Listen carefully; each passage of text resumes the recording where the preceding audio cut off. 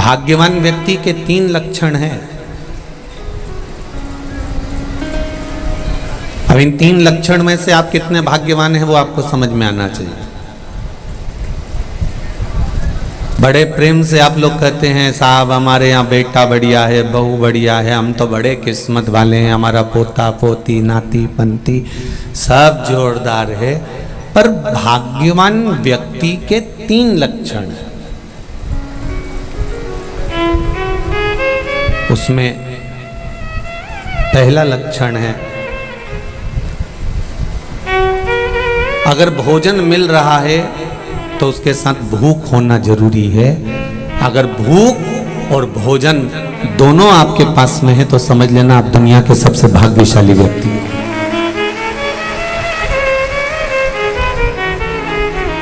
भोजन की थाली में सादी रोटी, मिस्सी रोटी, पराठा, बाटी, चूरमा, कढ़ी, चावल सब रखा हुआ है और इतना सुबह से कुछ भी नहीं खाया, उसके बाद भी आपको भूख नहीं है, तो फिर समझ लो शरीर में कष्ट है, कुछ टेंशन है, कुछ जीवन में पाने की और कमी रह गई है, इसलिए ये भोजन अब भा नहीं रहा, भूख नहीं लग रही, मेरे को इतना व्यस्त हूं मैं, इतना बिजी हूं मैं कि मुझे भूख नहीं लग रही।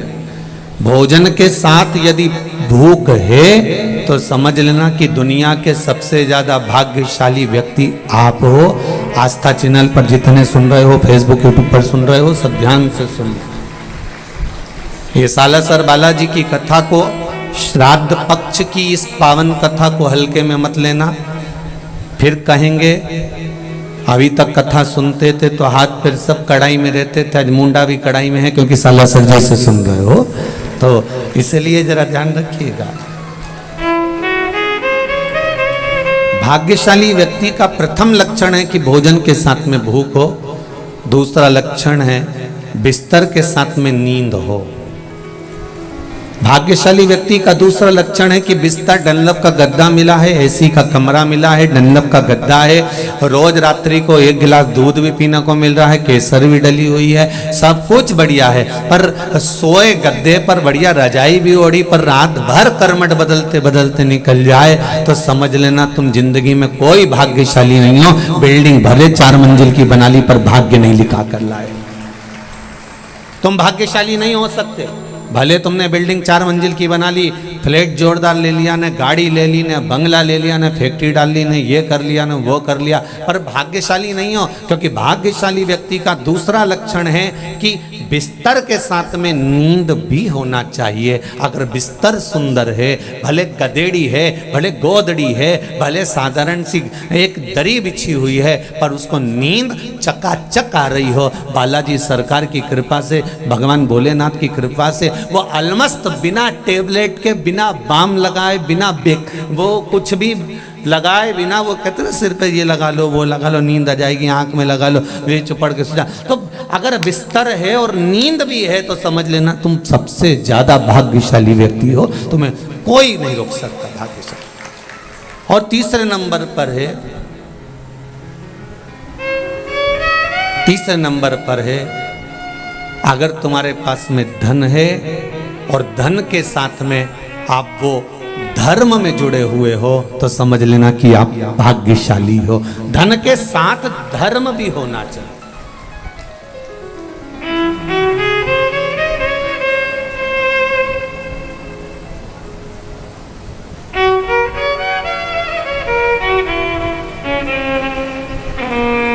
अरे कोड़ी कोड़ी माया जोड़ी, कोड़ी कोड़ी माया जोड़ी, अंत समय यहीं छोड़ी, अंत समय यहीं छोड़ी, नर तूने काहे को माया जोड़ी, ओ नर तूने काहे को माया जोड़ी। जब अंत समय में यहीं छोड़ना था तो धन के साथ धर्म होना चाहिए। सुराना परिवार ने आज सिद्ध कर दिया कि धन के साथ हमने धर्म को साथ लिया है।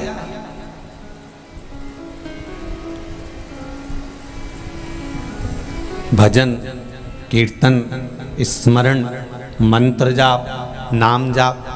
हम ये नहीं कहते कि तुम राम जपो कि कृष्ण जपो कि शिव जपो कि तुम ये जपो, तुम्हारी मर्जी पड़े उसको जपो। यहाँ तो सनातन धर्म में तो बफेट लगा हुआ है, तुम्हारी मर्जी पड़े 33 कोटि देवताएं, तुम्हारा मन पड़े जिसको जपो। राम जपना हो राम, कृष्ण जपना हो कृष्ण, शिव जपना हो शिव, ऋषभ जपना हो ऋषभ, बालाजी जपना हो बालाजी, देवी जपना हो देवी, तुम्हारी मर्जी पड़े जो जपो, पर अपने दिल से जपना, हृदय से जपना, मन से जपना।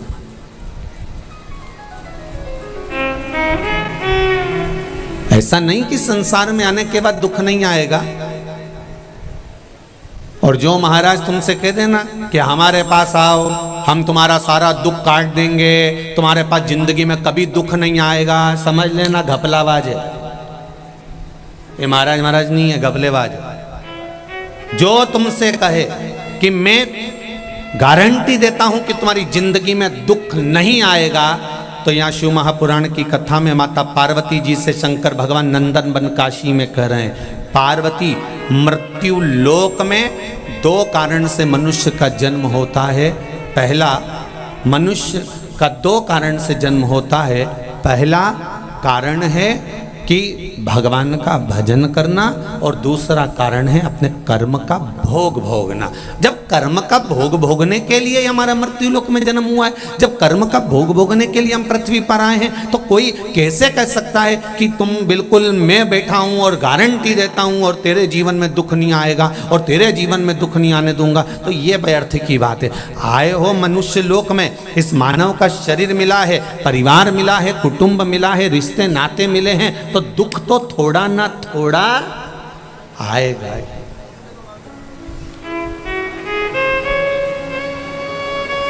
थोड़ा ना थोड़ा तो प्राप्त होगा, दुख थोड़ा ना थोड़ा तो मिलेगा, ये निश्चित है।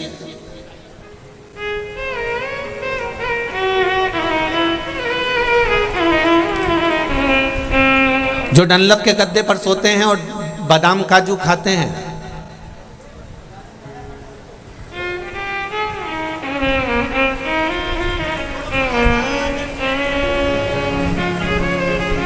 जिंदगी भर ब्रांडेड कपड़े पहनने वाले भी आखिरी में कफन बिना ब्रांड का जाता है। कफन की ब्रांड नहीं मालूम रहती कौन सी ब्रांड का है। हम तो कहते हैं अगर आप ब्रांड का कपड़ा पहनते हो तो एक स्टाम्प पर लिख के जाना, मरू तो इसी कंपनी का उड़ाना। मैं इस कंपनी के बिना, आज तक मैंने इस कंपनी के बिना जूता नहीं पहना, इस कंपनी के बिना मैंने कपड़ा नहीं पहना, इस कंपनी के बिना मैंने घड़ी नहीं पहनी, इस कंपनी के बिना मैंने सामान नहीं पहना। तो मरने पर लिख जाना इसी कंपनी का पहना, ना तो जमुआ नहीं तो वापिस आ जाऊंगा। अरे भाई, जीवन भर ब्रांड का रोना रोने वाले भी एक दिन बिना ब्रांड के चले जाते हैं, बिना ब्रांड। अब शिवजी पार्वती से कह रहे हैं कि कोई तुमसे कह दे कि तुम मेरे पास बैठो, मैं तुमसे ये कराऊंगा और तुमको दुख नहीं आएगा और तुमको तकलीफ नहीं आएगी। अच्छे से अच्छे भी एक ना एक दिन दुख के मारे नयन में जल झलक ही जाता। भगवान राम कौन थे? भगवान राम। तो क्या भगवान राम की आंखों में जल नहीं आया? सीता जी का हरण हुआ, पिताजी की मृत्यु हुई, कितना कष्ट 14 वर्ष वन में भोगा और आने के बाद भी जानकी जी का परित्याग करना पड़ा, कितना दुख भोगा होगा। भगवान कृष्ण का चरित्र उठा लीजिए। क्यों? क्योंकि मृत्यु लोक में अगर परमात्मा भी आया है तो उनको भी थोड़ा ना थोड़ा संसार सागर में भोगना। मत बुरे कर्म कर बंधे वरना पछताएगा, भगवान की आंखों से तू बच नहीं पाएगा, तू बच नहीं पाएगा।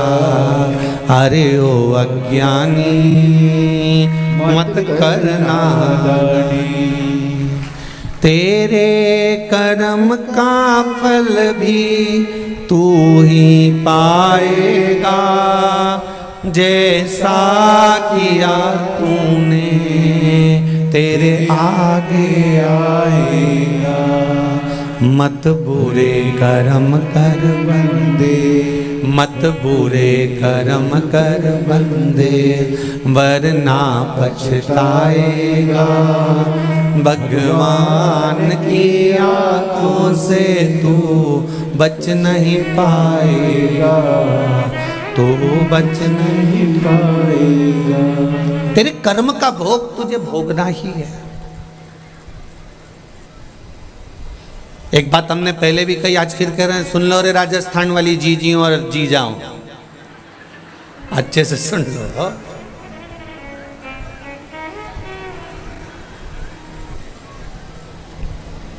बहुत ध्यान से सुनिए। भगवान से नहीं डरना, मत डरो। परमात्मा से नहीं डरना, मत डरो। वेद और पुराण से नहीं डरना, बिल्कुल मत डरो। धर्म और शास्त्र से नहीं डरना, बिल्कुल मत डरो। माता पिता से नहीं डरना, बिल्कुल मत डरो। घर के बड़ों से नहीं डरना, बिल्कुल मत डरो। संत महात्मा जोगी सन्यासी मुनि तपस्वी से नहीं डरना, बिल्कुल मत डरो। तुम किसी से मत डरो, पर शिव महापुराण की कथा कहती है कि अपने कर्म से जरूर डरना, क्योंकि कर्म का भोग तो परमात्मा को भी भोगना पड़ता है।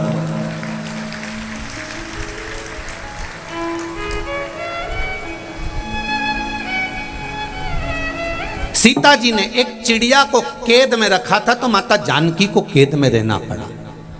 राम जी ने छुपकर बाण मारा था उस बाली को, तो कृष्ण अवतार में बाली ने छुपकर बाण मारा था भगवान कृष्ण के चरण में। कर्म का भोग तो भोगना। बमूल का पेड़ लगाओगे तो बमूल ही आएगा, और आम का लगाओगे तो आम ही आएगा। हाँ, अभी अभी थोड़ा सा जो नर्सरी है ना, इन नई नर्सरी में ऐसा हो रहा है कि बमूल के पेड़ में भी आम पैदा कर दे रहा है। ये नई नर्सरी है। तो हमने पूछा ये कैसे हुआ, तो कहा ये बमूल के पेड़ में ऐसा कट लगाया, उसमें आम का पौधा ऐसा फंसा दिया, और फंसाने के बाद में उसमें हमने आम पैदा कर दिया। देखो गुरुजी, हमने पूरी कहावत चेंज कर दी कि बमूल के पेड़ में भी हम आम पैदा कर सकते हैं। तो हमने कहा हम भी तो वही कर रहे हैं। कलयुग में शिव युग लिया है, और इससे बढ़कर क्या चाहिए।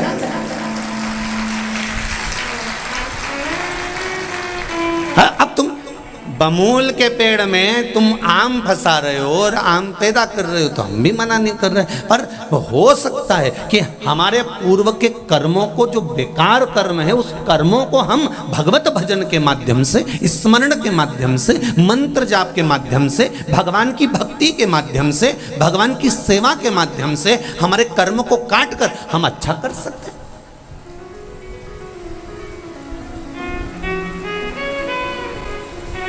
दुख बहुत सारा है, उस दुख को काटना इतना सरल बात नहीं है, पर धीरे धीरे कटेगा ये निश्चित है।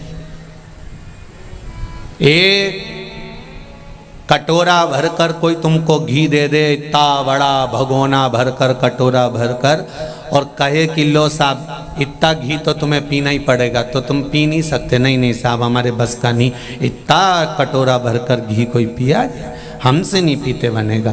फिर क्या करोगे, तो कोई चतुर गुरु के पास जाओगे, तो वो गुरु कह देगा एक काम करो, कटोरा भरकर घी है और उसको पीना है, तो एक काम करो, उसको आटे में सेको, आटे में मिलाओ और उसका सीरा बनाओ, उसका हलवा बनाओ। सीरा हलवा बनाओगे तो एक कटोरा घी क्या, 2 कटोरा घी भी सीरे में, हलवे में तुम खा सकते हो। उसी तरह दुख अगर बड़ा है, कटोरा भरकर दुख है, तो उस दुख को डायरेक्ट नहीं पी सकते, उस दुख को तुम इतनी जल्दी निवारण नहीं कर सकते, उस दुख को तुम इतनी जल्दी समाप्त नहीं कर सकते। इसलिए एक काम करो, कटोरा भरकर अगर घी है और नहीं पी सकते, तो उसको आटे में सेक कर, हलवा बनाकर, सीरा बनाकर खा जाओ। एक कटोरा घी आराम से खा जाओगे, पर डायरेक्ट नहीं पी सकते। उसी तरह दुख एक कटोरा भरकर है, वो समाप्त नहीं हो रहा, तो उसको भगवान शंकर की शरणागति में ले जाकर छोड़ना चालू करो, उसको भी आटे में सेकना चालू करो, थोड़ा भजन चालू करो, थोड़ा कीर्तन चालू करो, थोड़ा मंत्र जाप चालू करो,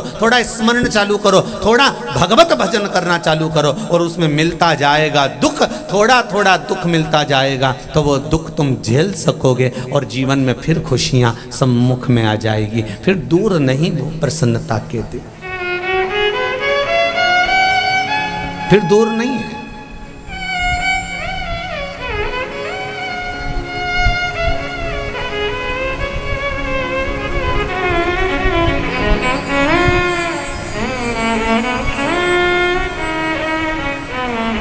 आज हमारे सुदाना जी के बच्चे दोनों कह रहे थे, गुरुजी हमारा परिवार घना प्रसन्न है इस कथा से। हमने कहा परिवार का सबसे बड़ा लक्षण यही होता है कि जब परिवार का एक व्यक्ति अच्छा काम करे तो पूरे परिवार के चेहरे पर प्रसन्नता होना चाहिए, यही परिवार का लक्षण।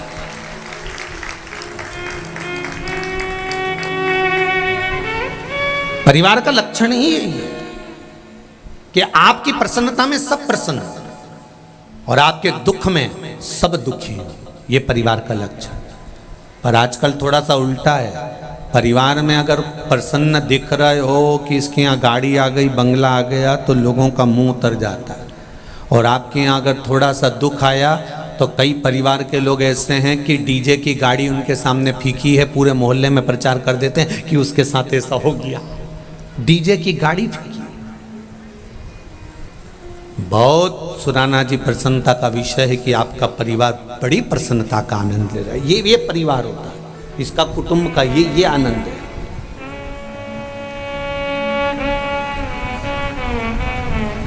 ये सुख है।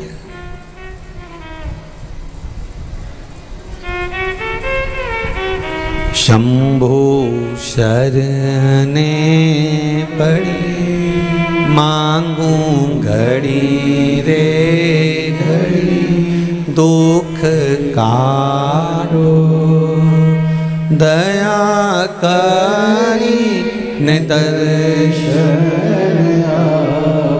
प्रसन्नता का विषय एक आनंद की लहर।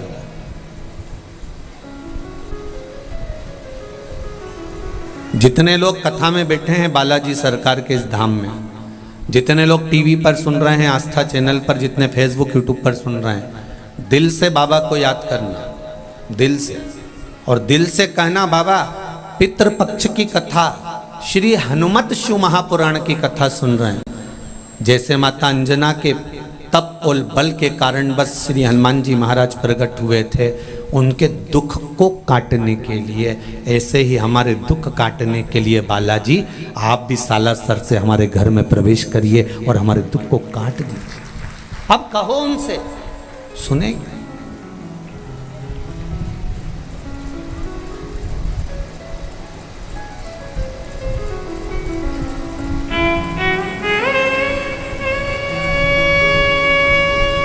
दुख भारी हो कट सकता है,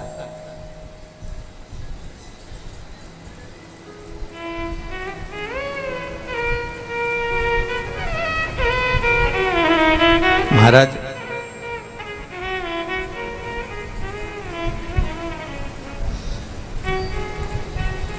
कलयुग में अमीर भी रोता है और गरीब भी रोता है।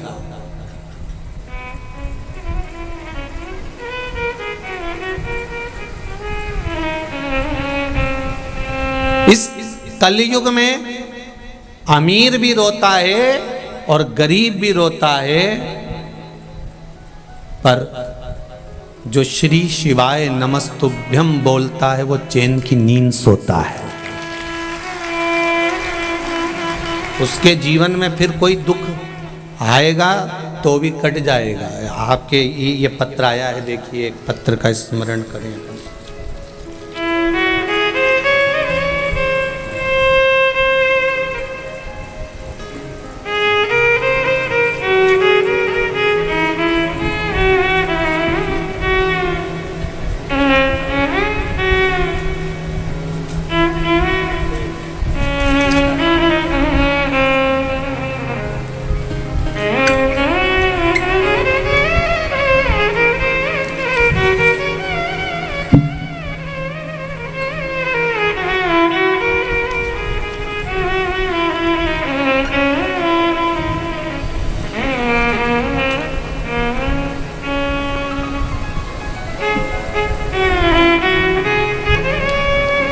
4 सेक्टर पटेल नगर फरीदाबाद से आई हूँ।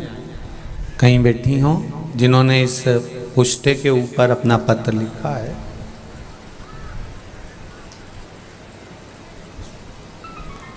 कहीं बैठी हो तो हाथ हिलाइएगा। जिन्होंने इस, आप ही हैं, दोनों हाथ हिला दो। श्री शिवाय नमस्तुभ्यम। 4 सेक्टर पटेल नगर फरीदाबाद से आई हूँ।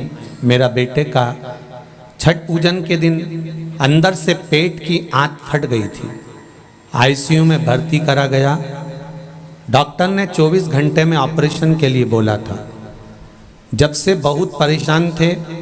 फिर आस्था चैनल पर कथा आ रही थी तो किसी रिश्तेदार ने बता दिया और हमने वो सुनी। सुनने के बाद 1 लोटा जल और 1 बेलपत्री श्री शिवाय नमस्तुभ्यम बोलकर पूजन करना प्रारंभ करी। उसके बाद से मेरा बेटा महादेव की कृपा से सलामत है। मेरा नाम आशा है और मेरे बेटे का नाम अजय है। शिव जी की कृपा से ऑपरेशन भी टल गया और मेरा बेटा ठीक होकर वापस आ गया। ये शिव, ये शंकर है। अब ठीक है बाबू, ठीक है। श्री शिवाय नमस्तुभ्यम। बैठिए। हर हर महादेव। एक पत्र और है।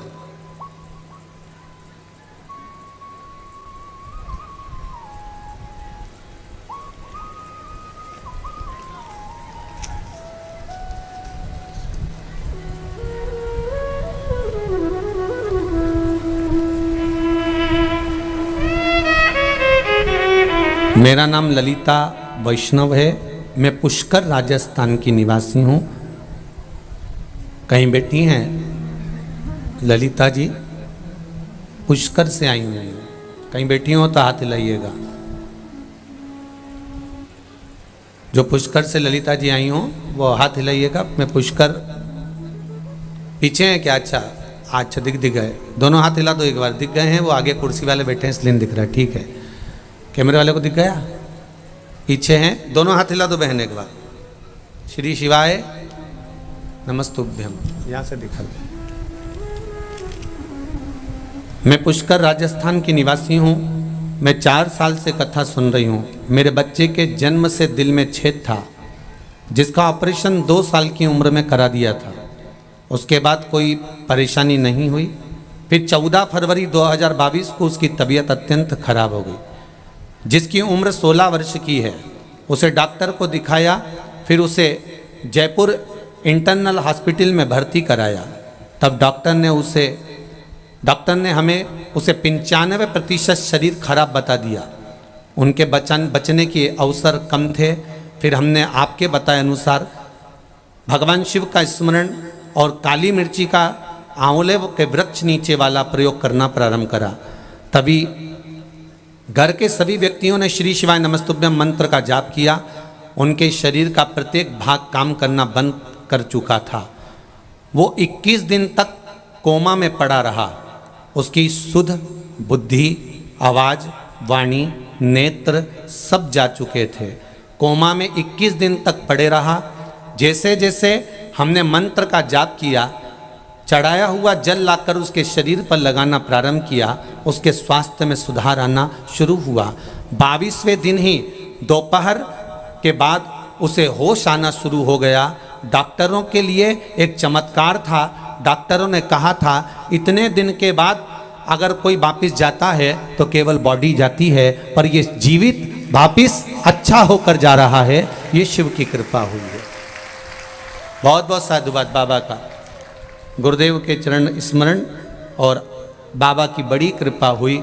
मेरा पूरा परिवार प्रणाम करने के लिए आया है। श्री शिवाय नमस्तुभ्यम। बैठिए। हर हर।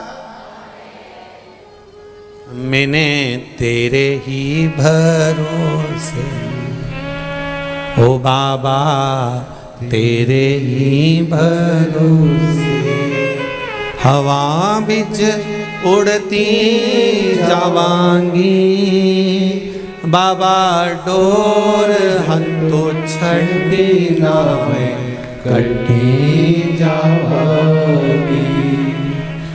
भोले मैं तेरी वतन, ओ शंभो मैं तेरी वतन। हवा बिच उड़ती जावांगी, बाबा डोर हाथों छठी लावे कटी जागी। ये शिव है मेरा शंकर। भगवान की कथा कर रही है महाराज।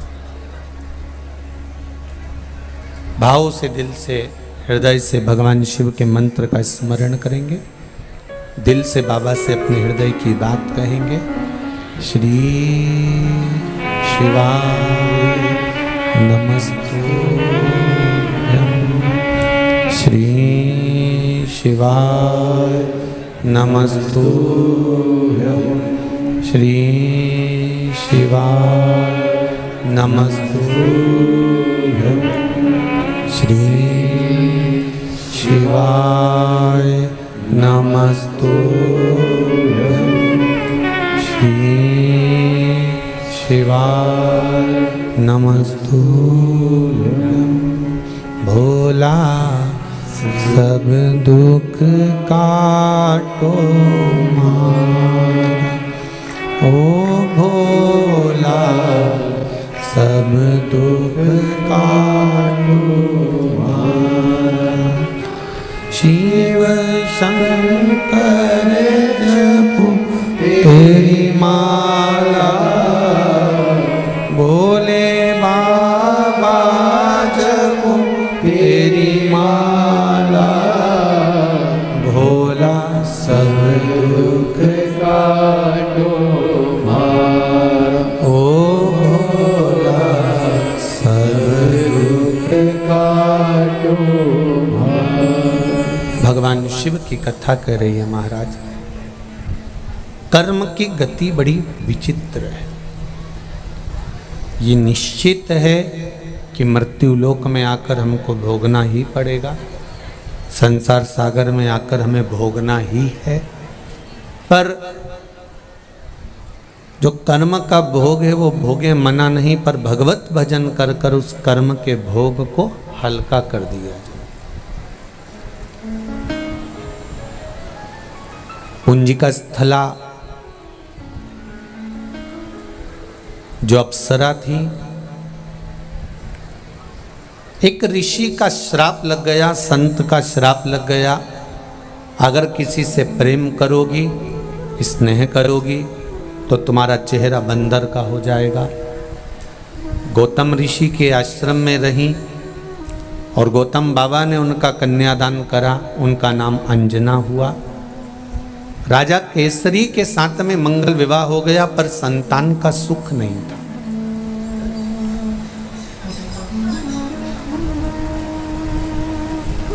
कई वर्ष निकल गए थे, संतान नहीं मिली। माता अंजना के गर्भ से औलाद नहीं हुई। जैसे माता कौशल्या, केकई, सुमित्रा, इन तीनों के घर भी संतान जैसे नहीं थी, तो गुरु बाबा ने पुत्र कामिष्ठी यज्ञ करवाया था। कभी कभी जिंदगी का कोई ऐसा दोष पूर्व का होता है जिसके कारणवश हमारे गर्भ में संतान नहीं आते।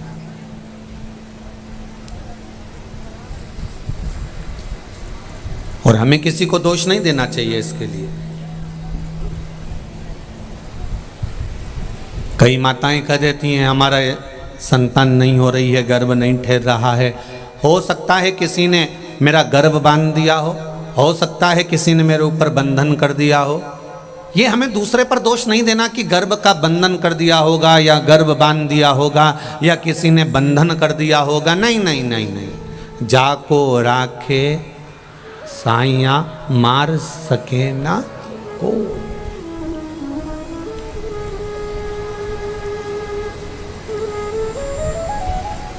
बहुत निवेदन है आप लोगों से कि हमें प्रपंच से, ढोंग से, ये जो प्रपंच होता है, ढोंग होता है, इनसे दूर रहना है। हमें अपनी जिंदगी मस्त जीना है।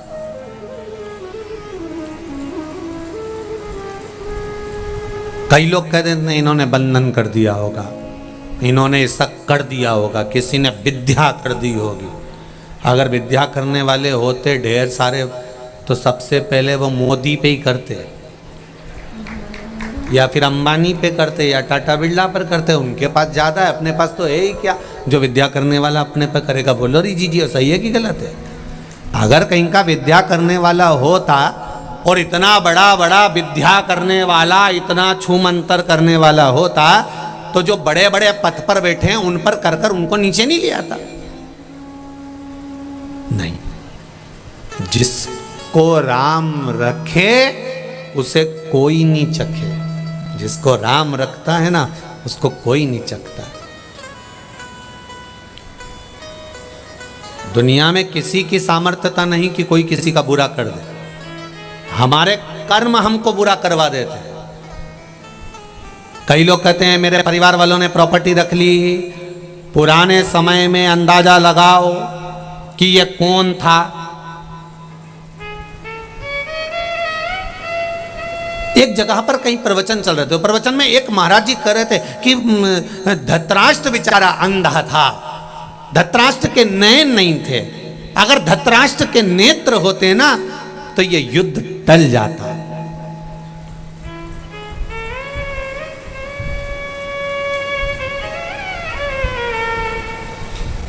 अच्छा हुआ नेत्र नहीं थे, होते तो क्या करता। जब नहीं थे तो भीम को गले लगाया और उसको चूर चूर कर दिया। जरा विचार करिए। एक बच्चा तालाब के किनारे पर बैठा हुआ था, उसका पांव बेकार थे दोनों, उसका हाथ बेकार था। गांव के बच्चे आए, दौड़ दौड़ के तालाब में कूद गए, स्नान करा, तैरने लगे। तैर के बाहर आए, वहीं से पार्वती और भगवान शंकर जा रहे थे।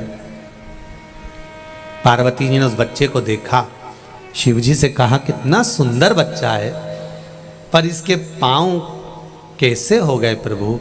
आप इतने दयालु हो, करुणा सागर हो, कृपा करने वाले हो, कम से कम इस बच्चे के पांव तो अच्छे कर दो और इसका हाथ अच्छा कर दो। सब अच्छे हैं तो इसको भी अच्छा कर दो। शंकर भगवान ने कहा विधान लिखने वाले ने लिखा है तो सोच समझ कर लिखा होगा, मैं विधान को नहीं बदल सकता। पार्वती कहने लगी तुम मेरे लिए क्या विधान नहीं बदल सकते? शंकर भगवान कहने लगे बदलने को तो बदल दूंगा, पर बाद में मुझसे मत कहना तू। हाँ नहीं कहूंगी, तुम तो बदलो विधान, इस बच्चे के हाथ पैर सही करो। शंकर भगवान ने हाथ उठाया, आशीर्वाद दिया, बच्चे के हाथ पैर ठीक हो गए। वो भी तालाब में कूद गया। जैसे ही तालाब में कूदा, उसने सबसे पहले जो आगे तैर रहा था उसके ऊपर चढ़ गया और उसको नीचे दबाकर उसके प्राणों को हर लिया। फिर दूसरे पे चढ़ गया, उसके पांव को पकड़कर नीचे ले गया, उसके प्राण हर लिए। एक दिन में 15 को मार डाला, दूसरे दिन फिर 10 को मार डाला, तीसरे दिन फिर 25 को मार डाला। पार्वती जब गई उस गांव में हाहाकार मच रहा था, सबके घर धुआं धुआं हो रहा था, सब रो रही थी, सब पुकार रही थी, माँ तूने क्या कर दिया? पार्वती मैया तूने क्या कर दिया? हे जगत धात्री दुर्गा भवानी, तूने मेरे पूतों को, मेरे सपूतों को, मेरे बच्चों को मार डाला। माँ मेरे बच्चों को बचा लो। सारे घर घर बच्चों के लिए माताएं रो रही थी। तो पार्वती जी ने शिव जी से पूछा ये कैसे हो गया? शंकर भगवान बोले उसके हाथ पैर सही करवाए थे ना।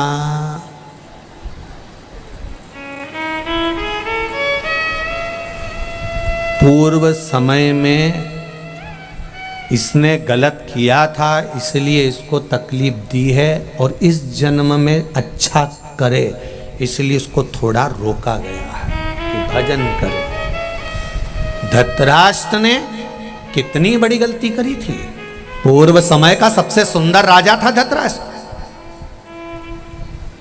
मृगा करने के लिए गया, हिरण को मारने के लिए गया, सामने एक बतख का जोड़ा दिखाया बड़ा सुंदर, और बतख के छोटे छोटे बच्चे।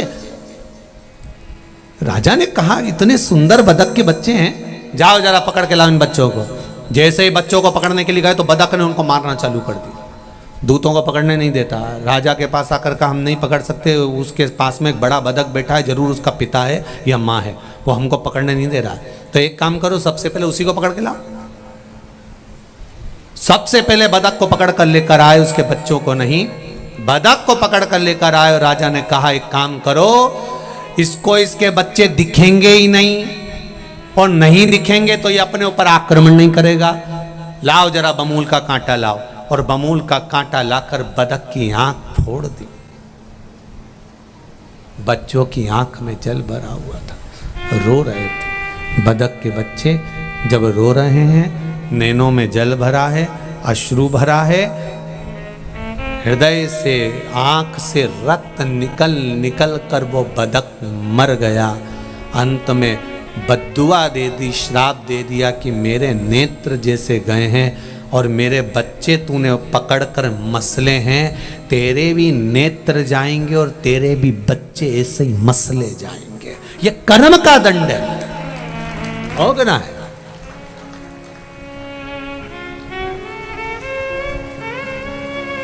अच्छा करो ना।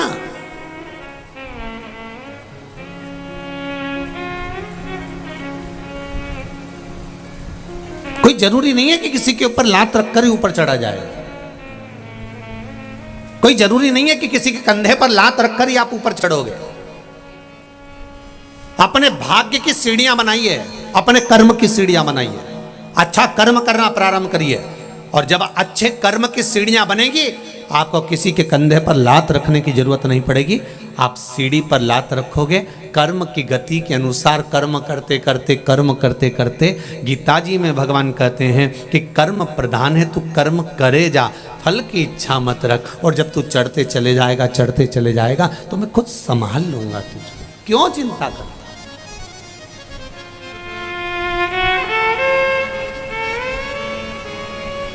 जो अनभिज्ञ हैं, जिनमें बुद्धि नहीं, पढ़कर भी जो अनपढ़ हैं, वो ऐसी बात करते हैं कि किसी ने कुछ कर दिया होगा, किसी ने व्यापार बांध दिया होगा, किसी ने यह कर दिया होगा, किसी ने टोना कर दिया होगा, किसी ने टोटका कर दिया होगा। और जब आपके मन में यह भाव आ जाता है तो इसका फायदा कोई दूसरा उठाता है, इसका लाभ कोई दूसरा उठाता है। फिर वो तुरंत कह देता है ऐसा हुआ है तो मेरे पास आओ, यहाँ इतना जमा करो, तुम ऐसा करो, मैं तुमको एक ये दे दूंगा, मैं तुमको बनाकर वो दे दूंगा। और वो कर्म का भोग, कुछ नहीं, सारी समस्या का हल एक लोटा जल। एक पत्र में आया है, एक माता के कान, बच्चे के कान की आवाज चली गई थी। वो बैठी होगी, हम पत्र भी पढ़ नहीं रहे क्योंकि कथा भी लेना, श्रवण शक्ति नहीं थी। डॉक्टर ने कह दिया यह कभी नहीं सुन पाएगा। तब उसने शिव जी पर भरोसा करा, भगवान शंकर पर विश्वास करा, एक लोटा जल और एक बेलपत्री का प्रयोग करना चालू करा।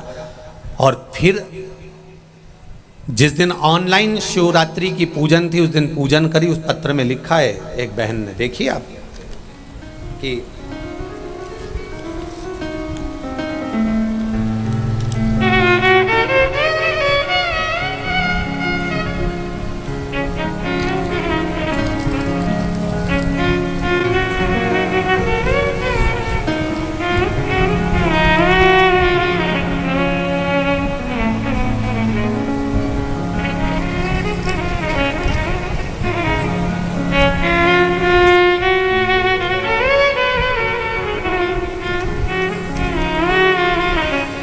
संतोष जी शास्त्री, गांव स्थान रोहतक हरियाणा से हैं। कहीं बैठे हो आप ही हैं, दोनों हाथ हिला दो एक बार। श्री शिवाय नमस्तुभ्यम। मेरे बेटे के कान की आवाज चली गई, पीजीआई में बताया, उन्होंने कहा इसके कान वापिस नहीं आएंगे, ये सुन नहीं सकेगा। बाबा पर विश्वास किया, एक लोटे वाला प्रयोग करा, जो ऑनलाइन शिवरात्रि की पूजन थी वो करी, और बाबा की कृपा से जैसे ही पूजन पे से बेटा उठा और उसके कान की आवाज आ गई। ये शिव कृपा है, ये शंकर है। आओ घड़ी बैठी बहन, श्री शिवाय नमस्तुभ्यम। ये ओ घड़ी है, वो सहज नहीं है साहब। आप विश्वास कर कर दिल से, हृदय से, चित्त से, मन से आप उससे कहो तो।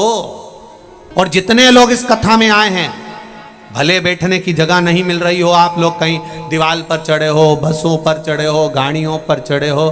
कल कुछ माताएं बोल रही थी हम बस की छत पे बैठकर आराम से कथा सुन ली है।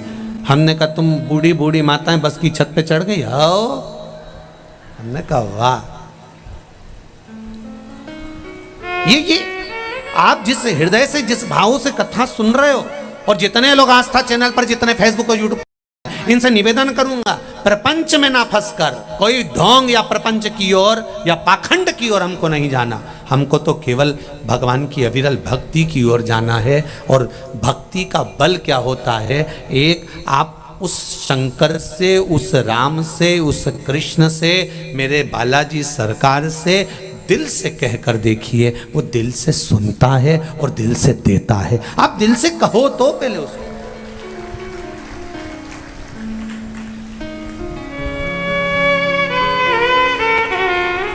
खाने के लिए असली घी चाहिए और हवन के लिए 50 रुपए किलो का घी चाहिए, और भगवान से प्रार्थना कर रही मेरी बहू को छोरा दे दे। भगवान के बता, बाजार गई दुकान पे, और क्या क्या पूजन वाला घी दे दो, पूजन वाला। और दुकान वाले भी इतने चतुर की पूजन का घी अलग से रखते हैं, सस्ता, चर्बी का, बेकार, जो किसी काम का नहीं, पूजन वाला घी दे दो। और उन्होंने तुरंत डब्बा उठाया, 1 किलो का डब्बा पकड़ा दिया। कितने का है? 70 रुपए का है। ये 70 रुपए काट।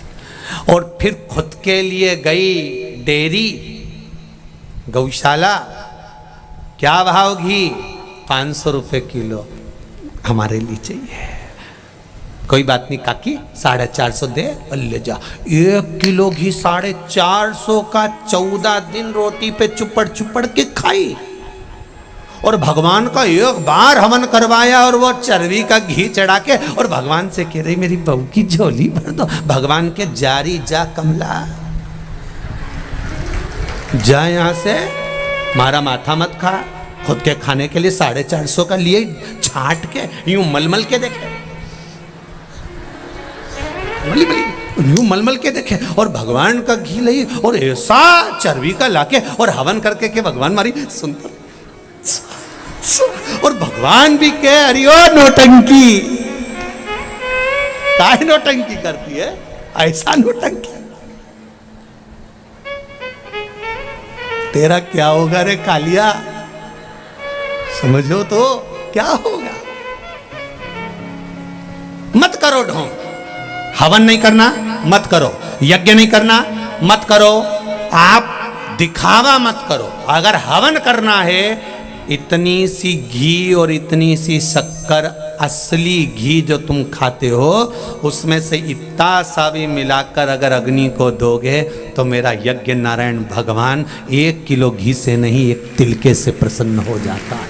पर दिल से देना, अच्छा देना, ज्यादा नहीं चाहिए, ज्यादा नहीं चाहिए। मत तो भगवान शंकर ने थोड़ी ना कहा तुमसे, शिव जी ने कभी कहा तुमसे कि मुझे लड्डू दो कि पेड़ा दो? किसी पुराण में लिखा हो कि शंकर जी को लड्डू पेड़ा लगता हो, शंकर जी को ये लगता? शंकर जी को सब चीज फालतू की लगती है जो फ्री मिल जाए। बेलपत्ती, अरे बोलते जाओ, फ्री, पानी फ्री, समी का पत्ता, बताओ वो खेजड़ी कौन खाए, कौन चढ़ाए? वो किस काम की? परंतु तोड़ी और शंकर जी को चढ़ाई। शंकर जी इतने बढ़िया, हमारे यहाँ तो खूब खेजड़ी का पेड़ कोई नहीं खाए, सब ऊंट खाए, कई करे होगा, और उनके तोड़ तोड़ा के शंकर जी के चढ़ाए। शंकर भगवान पर सब फ्री की चीज, पानी फ्री, बेलपत्ती फ्री, समी का पत्ता फ्री, सब फ्री। और जो उसके पास में रखा है तुम्हारे लिए, वो भी फ्री। तुम में से कोई ऐसा है जो शंकर जी का कोई सामान चाहिए हो? एक बार पार्वती जी ने कहा थोड़ा सामान अच्छा रखा करो अपने घर में, ये क्या रख के बैठे हो? भगवान बोले कोई भगत का मन चल जा और कह दे तुम्हारा सांप दे दो, तो कह दूं ले जा, मेरे को कौन सी दिक्कत हो? तो मेरे पास जो सामान रखा है मैं तो देने के लिए बैठा हूँ, बस कोई मांगे तो है। भगवान के मंदिर में जाके बोले तो भगवान जरा तुम्हारा मुकुट दे दो, ये दे दो, वो दे दो, भगवान चांदी सोने का मुकुट नहीं दे। और कोई शंकर जी के मंदिर में जाके कह दे, भगवान भी कह दे मांग ले, जो मेरे शरीर पर है तुझे जो चाहिए मांग ले। पहले तो आधे घंटे तुम सोच में पड़ जाओ क्या मांगू, काम की चीज एक भी नहीं दिख रही। डमरू घर में बजाऊंगा तो जगदम्बा चिल्ला के दौड़ेगी, और सांप ले गया तो हालत खराब कर देगा, और ये मृगछाला भी ले गया तो किस काम की, और भस्मी रमाई है वो भस्म ले गया तो किसका। तो वो कह रहे तो भोलेनाथ जी तुम तो तुम्हारे पास ही रखो, हम तो चले हैं, हमें नहीं चाहिए। भगवान कभी नहीं कहता कि मुझे ढेर अंबारियां देना, भगवान कभी नहीं कहता कि मुझे इतना धन देना। भगवान तो केवल एक बात कहता है, निर्मल मन सो मोहि पावा और मोहि छल छिद्र कपट ना भावा। मुझे निर्मल मन चाहिए, केवल तेरा दिल देकर तो देख। और पहले भी कथा में कहा, एक बार आपने अपना दिल दे दिया, जिसको दिया फिर वो बैलेंस तुम्हारे मोबाइल में वही डलाएगा जिसको तुमने अपना हृदय दिया। जैसे एक छोरा छोरी होते हैं ना, छोरी छोरे को हृदय दे दे तो बेचारा जरा सी देर फोन करके छोरी बोलती है आज मेरा बैलेंस खत्म, तो क्या चिंता कर, मैं अब भी डलवाऊं, तुरंत बैलेंस डलवा दिया। फिर वो बोली मेरे हाथ की घड़ी का पट्टा टूट, चल बाइक पे बैठ, बुड़ बुड़ करा, ले गया मार्केट और उसने घड़ी दिला दी। उसने दिलाना थी 200 की, दिलाई 5000 की, क्योंकि दिल आ गया था। जब एक छोरी छोरा को कह दे और हृदय की बात, और वो छोरा उसको इतना महंगा महंगा सामान दिला दे, तो निवेदन है मेरी छोरी छोरा से, इनको दिल देने से अच्छे एक बार महादेव को देकर देखो, सब देखता, दिल दे तो सही। अब इसको तो कहना पड़ता है कि मेरा बैलेंस खत्म हो गया, उसको तो कहना भी नहीं पड़ेगा, बस तू दिल से एक बार याद कर ले, श्री शिवाय नमस्तु, मन से बोली और उसने याद कर ले, बस तैयार।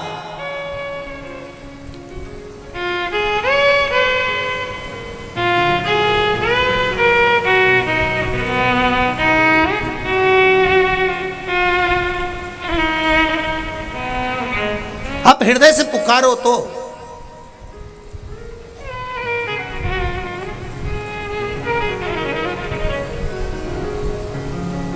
एक लिम्पी की बीमारी चल रही है गौ माता में।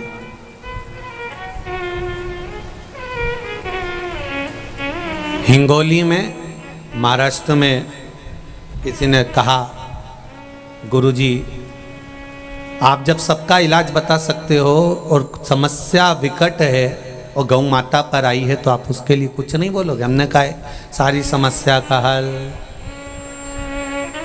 जब हम व्यासपीठ से कथा कर रहे हैं तो ये केवल मनुष्य के लिए नहीं, संसार के हर जीव के लिए, जलचर थलचर वायुचर जो हैं, एक लोटा जल एक बेलपत्र सब पर काफी है। क्या करना चाहिए? क्या गाय को भी बेलपत्र दे देना चाहिए? हमने कहा प्रैक्टिकल करके देखने में क्या जाता है। गुजरात में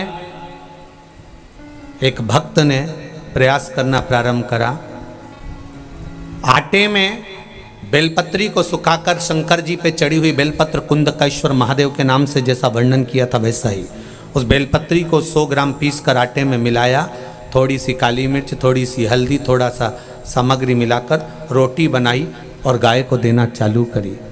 एक बड़ी गाय को 1 रोटी, छोटी गाय को आधी रोटी। उसका पत्र आया है, मैं चाहूँगा आस्था चैनल पर वो पत्र दिखाया जाए, जो गुजरात के आसपास के सारे क्षेत्र में जब रोटी खिलाना प्रारंभ करी तो लिम्पी की बीमारी समाप्त होना चालू हो गई। सारी समस्या का हल।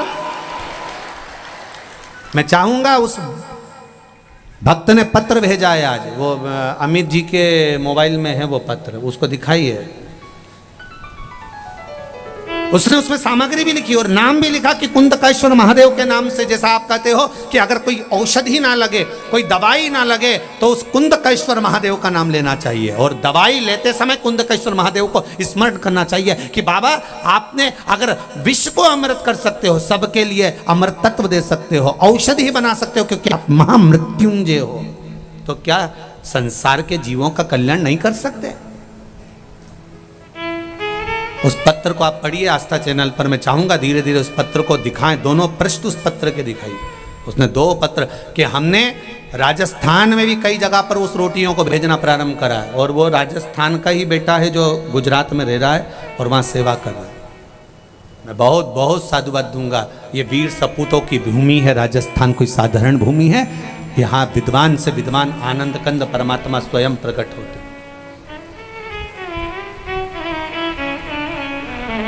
एक बेलपत्र का सुख, एक बेलपत्र का आनंद क्यों नहीं हो सकता? हम थोड़ा बाहर निकलें।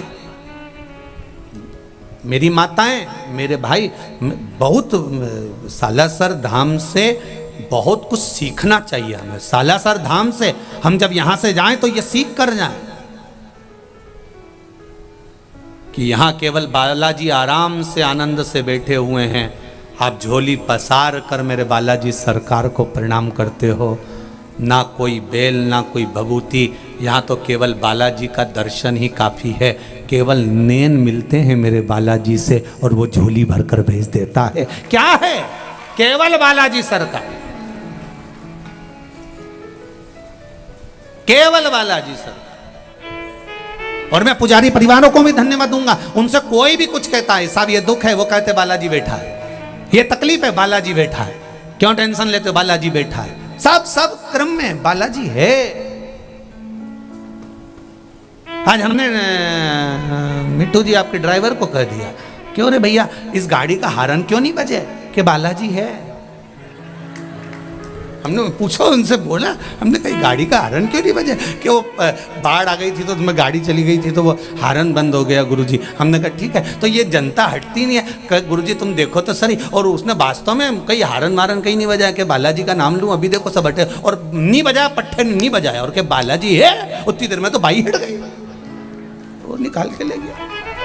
तो विश्वास होना चाहिए इतना प्रबल कि मेरा शंभू, मेरा शंकर, मेरा ठाकुर, मेरा राम, मेरा कृष्ण, मेरा हनुमान, मेरा बालाजी सरकार बैठा है। हनुमान का अवतार कौन सा है? शंकर जी का 11वां अवतार। बालाजी सरकार जो है मेरे शिव के 11वां अवतार है, मेरे शंकर के। महाराज मैंने तेरे ही भरोसे, ओ बाबा तेरे ही भरोसे, हवा बिच उड़ती जवानी, बाबा डोर हथो छड़ी नाम कटी जवानी। आप दिल से स्मरण करो, प्रपंच से दूर, ढोंग से दूर, भगवान की भक्ति में जितना डूबोगे उतना सुख मिलेगा। सारी समस्या का हल एक लोटा जल। हम भगवान शंकर के मंदिर क्यों जाएं? क्योंकि यहाँ शिव महापुराण की कथा कहती है, हम जितने कदम चलकर भगवान के द्वार जाते हैं। आप साधारण प्रैक्टिकल में लीजिए, आपकी बहन के घर शादी, ठीक है जी, समझ लेना जरा। बहन के घर शादी में अगर बहन जाती है तो थोड़ा सा काम बोलो बोलो बोलो करती है, फैलारा उठाती है। और बहन के घर शादी में बहन नहीं गई और उसने अपनी बहू को भेज दिया, बहू काम करेगी, वो तो सोफे पे, कुर्सी पे, और आर्डर करेगी, एक्सक्यूज मी एक गिलास पानी ला देंगे क्या? तो छोटा बच्चा भी कह देता, आंटी आप क्यों नहीं चली जाती? तू ला दे ना बेटा। फिर वो लाई। अच्छा एक्सक्यूज मी तो ऐसे बोलते जैसे ये पूरा, ये एक्सक्यूज मी और कहीं काम क्यों नहीं आता? मालूम पड़े पढ़ा लिखा व्यक्ति खूब पढ़ा और इसके पीछे पड़ जा कुत्ता, और वो कुत्ता के सामने बोल excuse me, excuse me, please please please. कुत्ता सुने प्लीज कि एक्सक्यूज मी? अरे कुत्ता को भगाने के लिए डायरेक्ट हट, तब भगे। तुम पढ़े लिखे हो, कुत्ता थोड़ी ना पढ़ा लिखा। Excuse me please please, don't touch please please, excuse me. अब कुत्ता को क्या मालूम कि तो प्लीज प्लीज करे? कुत्ता को भगाना तो डायरेक्ट बोलना पड़ेगा अपनी गांव खेड़े की भाषा में, हट, तो अब कुत्ता भाग। अब तुम सोचो विचार। अब बहन के घर शादी में बहन गई तो थोड़ा फैलारा उठाएगी, काम करेगी, बोलो सही है कि गलत है, काम संभाल लेगी। और बहन के घर शादी में बहू गई तो वो फैलारा वैलारा नहीं उठाएगी, वो थोड़ा बहुत उठाई तो उठाई, नहीं तो वो तो डेंटिंग पेंटिंग करके बैठी। बस अब तुमने अपनी बहन के घर शादी में अपनी बहू को भेजा था, तो अगली बार वो क्या करेगी, वो भी अपनी बहू को भेजेगी। तुम अगर जाती तो वो भी तुम्हारे घर आती। उसी तरह तुम सालासर बालाजी की कथा में गए हो, शिव महापुराण की कथा में, तो ये पक्का है कि बालाजी और शंकर जी तुम्हारे यहाँ भी आएंगे जरूर, ये निश्चित है। और तुमने अगर अपनी बहू को भेज दिया तो शंकर भगवान भी कह देंगे, हनुमान जी प्रभु यमराज को भेज दे। इसने भी तो अपने रिश्तेदार को भेजा था, उसमें कौन सी दिक्कत वाली बात है, अपन अपने रिश्तेदार भेज दो। और देखो सास आती, बहन के घर बहन आती तो फैलारा उठाती, अगर तुमने अपने रिश्तेदार भेजे तो उसने भी अपने रिश्तेदार भेज दिया। अब भगवान को बुलाते तो भगवान तुम्हारा फैलारा उठा लेता। यमराज कोई फैलारा उठाए, तुम्हें उठाए, यमराज कौन सा फैलारा उठाए।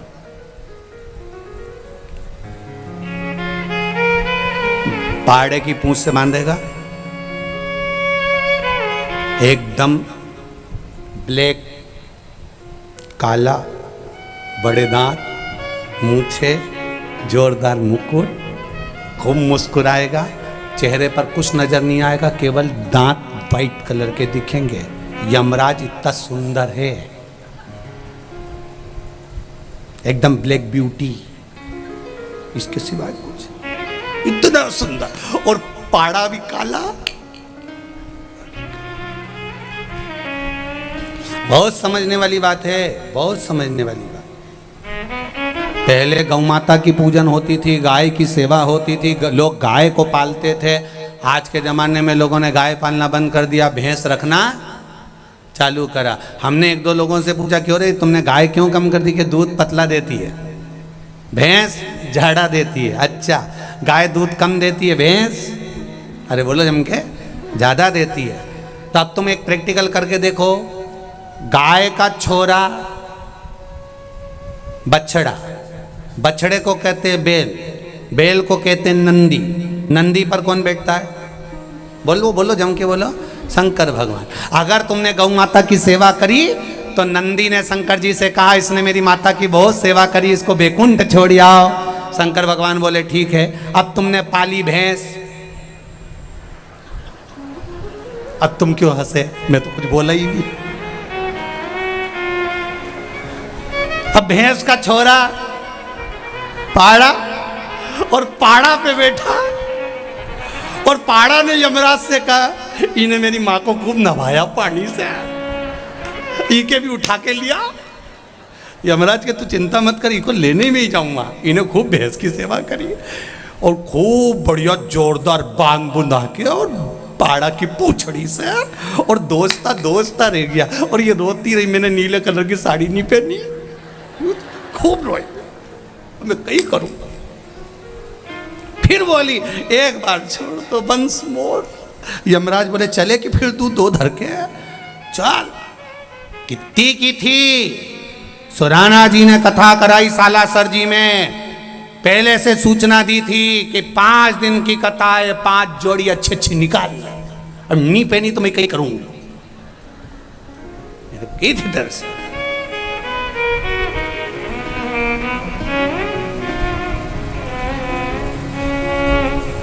अब विचार करें कहां गति है महाराज।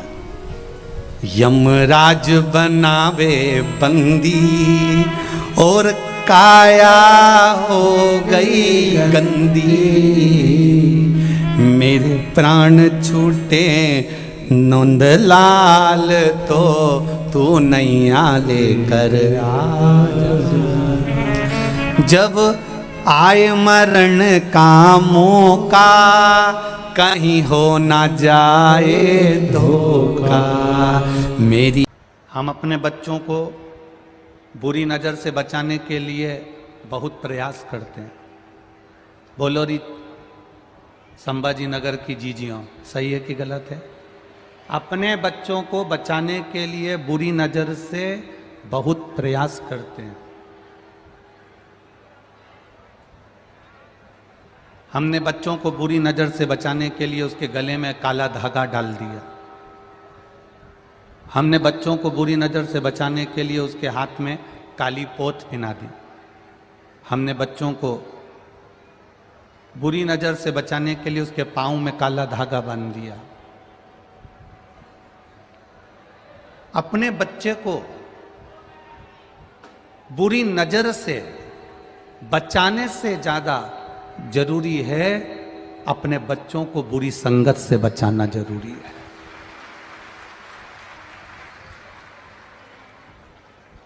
यदि बुरी नज़र से हमने बच्चों को बचा लिया, बुरी नज़र से हमने बच्चों को रोक लिया और बुरी संगत में अगर हमारा बेटा चले गया, बुरी संगत में हमारी बेटी चली गई, बुरी संगत में हमारा परिवार का कोई व्यक्ति चले गया, तो बुरी नज़र से बचाने से फायदा कौन सा हुआ? बुरी नज़र से बचाने के लिए गले में काला धागा बांधा जाता है, हाय चंद्रमा पहनाया जाता है। बुरी नज़र से बचाने के लिए हाथ में काली पोत बांधी जाती है। बुरी नज़र से बचाने के लिए पाँव में काला धागा बांधा जाता है। पर मेरा निवेदन है, बुरी संगत से बचाने के लिए बच्चों के गले में एक रुद्राक्ष अवश्य पहना देना चाहिए, तो वो बुरी संगत से बच जाए।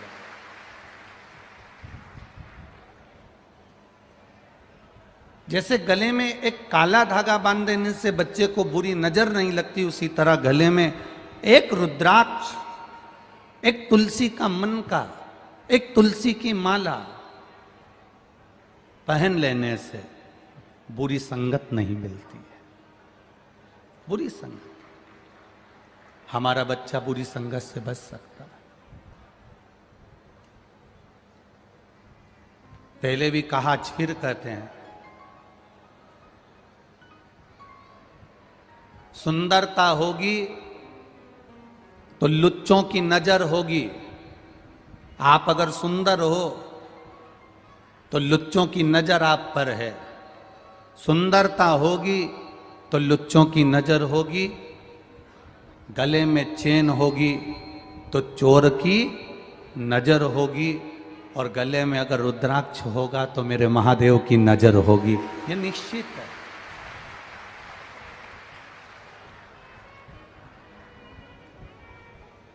बहुत कम कीमत का, फ्री में कुबेरेश्वर धाम से रुद्राक्ष मिल जाता, निःशुल्क, कोई कीमत नहीं है उस रुद्राक्ष की। आप कुबेरेश्वर धाम जाते हैं, रुद्राक्ष ले लेते हैं, वो निःशुल्क रुद्राक्ष कुबेरेश्वर धाम से मिलना प्रारंभ हुआ। आप लोग लेकर भी आए। पर एक निवेदन करूंगा, तुम्हारे सोने की चेन की कीमत होगी, तुम्हारे गले में पड़े हुए हार की कीमत होगी, तुम्हारे हाथ में पहनी हुई सोने की चूड़ी की कीमत होगी, हीरे की कीमत होगी, अंगूठी की कीमत होगी। रुद्राक्ष की कोई कीमत कुबेरेश्वर धाम पर नहीं लेते। पर तुम्हारे मृत्यु के समय पर, तुम्हारे दुख के समय पर, तुम्हारी तकलीफ के समय पर, तुम्हारे कष्ट के समय पर, तुम्हारे कर्ज के समय पर, तुम्हारे कहीं ना कहीं उलझन के समय पर उस रुद्राक्ष की कीमत तुम्हें समझ में आएगी कि भले निःशुल्क मिला पर उसकी कीमत क्या है, वो रुद्राक्ष की महत्वता क्या है। उस रुद्राक्ष का महत्व क्या है। हमने अपने जीवन की सार्थकता क्या बनाई है? हम अपने जीवन की सार्थकता क्या बना रहे हैं? जो माता पिता अपने बच्चों का हाथ पकड़कर महादेव के मंदिर तक लेकर जाते हैं, जो माता पिता अपने बच्चों का हाथ पकड़कर हाथ में जल का पात्र देकर महादेव को जल चढ़वाते हैं, जो माता पिता अपने बच्चों को सत्संग तक लेकर आते हैं, जो माता पिता अपने बच्चों को कथा तक लेकर आते हैं, जो माता पिता अपने बच्चों को तीर्थ तक लेकर जाते हैं, वही बच्चे जिनका तुमने बचपन में हाथ पकड़कर मंदिर तक लेकर गए हो, वही बच्चे बड़े होकर तुम्हारा हाथ पकड़कर तुम्हें तीर्थ करा देते हैं। उन बच्चों को संस्कार आप दीजिए, उन बच्चों को विद्वत्ता आप दीजिए, उन बच्चों को ज्ञान आप दीजिए। आप अगर छोटे छोटे बच्चों को मंदिर तक ले जा रहे हो, आप छोटे छोटे बच्चों को एक लोटा जल पकड़ा रहे हो, आप छोटे छोटे बच्चे के गले में रुद्राक्ष डाल रहे हो, आप छोटे छोटे बच्चे के गले में एक तुलसी का मन का एक माला डाल रहे हो, उस बच्चे को हाथ पकड़कर आप मंदिर तक लेकर गए हो, तो वो बच्चा आपके बुढ़ापे में आपका हाथ पकड़कर आपको तीर्थ तक लेकर जाएगा, कृष्णेश्वर महादेव तक लेकर जाएगा। और जिन माता पिता ने अपने बच्चों को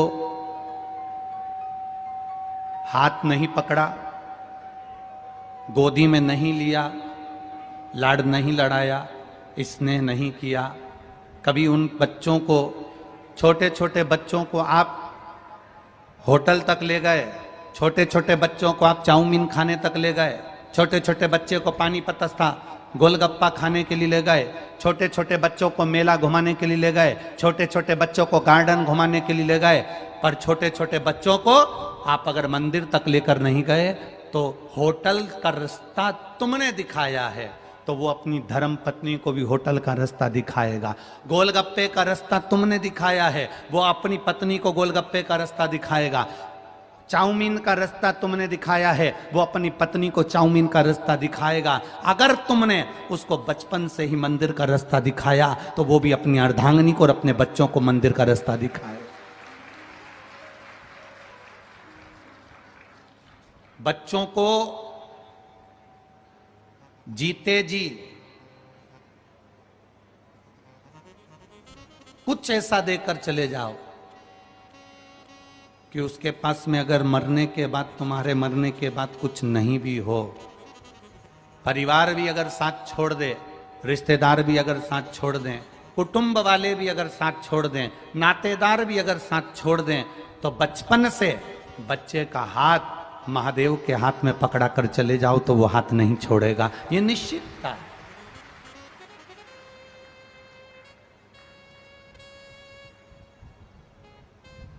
संत एकनाथ जी के पिताजी,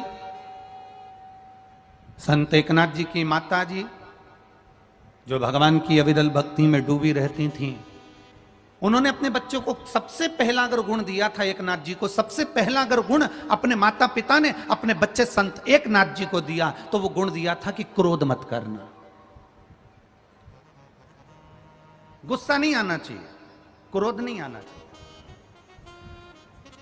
अब यहां इतने सारे बैठे हो रहे तुम, कल भी टेंट बढ़ाया था, रात भर टेंट बढ़ा है तुम्हारे चक्कर में, और आज फिर टेंट के बाहर लोग खड़े हुए हैं। अब ये ग्राउंड में जगह है कि नहीं है, पहले वो देखना पड़ेगा।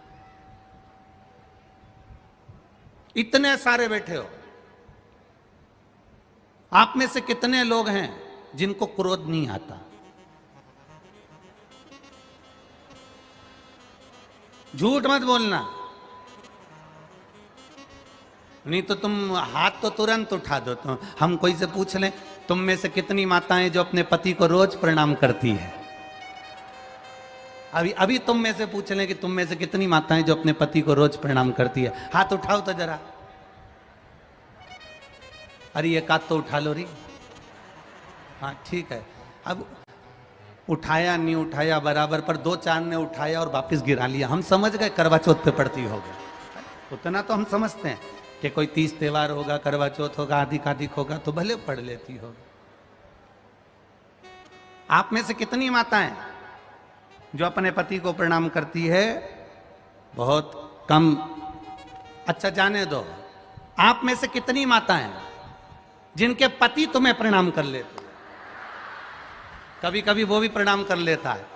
अरे तेरे हाथ जोड़ू, चुप हो जा। तेरे पांव पड़ू तो चुप हो जा। क्यों मेरी माँ से भिड़ती है, क्यों अपशब्द कहती है, क्यों ताना देती है, क्यों गाली देती है? मैं तेरे हाथ जोड़ रहा हूं, तेरे पांव पड़ रहा हूं।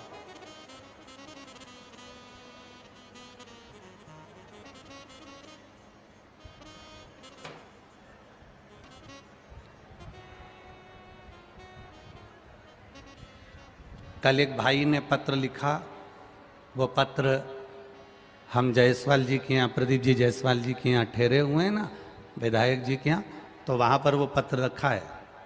अगर उनकी बहुएं कहेंगी तो हम दे देंगे वो। तो वो पत्र नीचे आया और पत्र कार्यकर्ता लेकर शाम को जब ऊपर आए तो वो पत्र लेकर आए। उस पत्र में एक भाई ने लिखा था, गुरुजी हम सब नवयुवक लड़कों की तरफ से आपको धन्यवाद, जो हम नहीं कह पाते हैं वह आप व्यासपीठ से कह देते हो।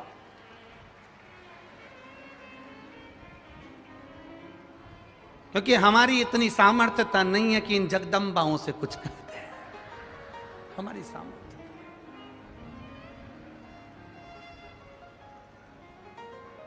क्रोध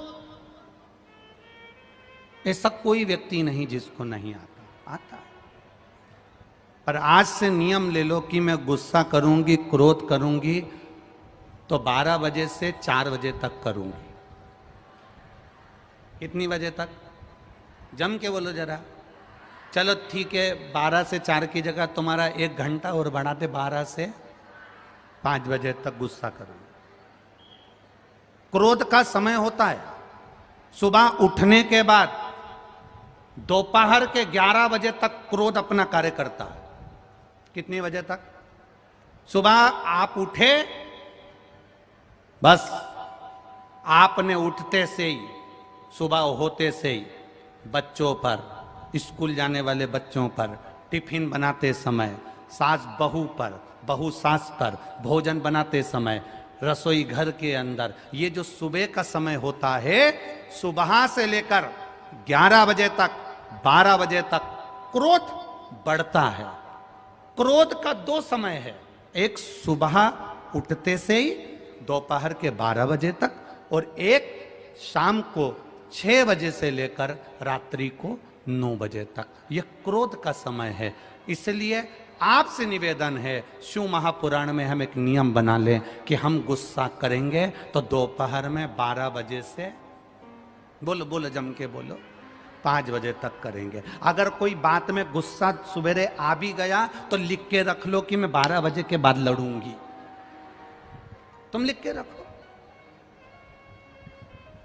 कितनी बजे लड़ूंगी, बोलो बोलो जम के बोलो, 12 बजे के बाद। अगर सास ने कुछ कह दिया लिख के रख लो, इनको जवाब कब दूंगी, जम के बोलो जरा, 12 बजे के बाद। बहू ने कुछ कह दिया तो सास भी लिख के रख ले, जवाब कब दूंगी, अरे जम के बोलो जरा, 12 बजे के बाद। कितने घंटे दिए तुमको लड़ने के लिए, झगड़ने के लिए, क्रोध करने के लिए? कितने घंटे दिए? 5 घंटे दे दिए।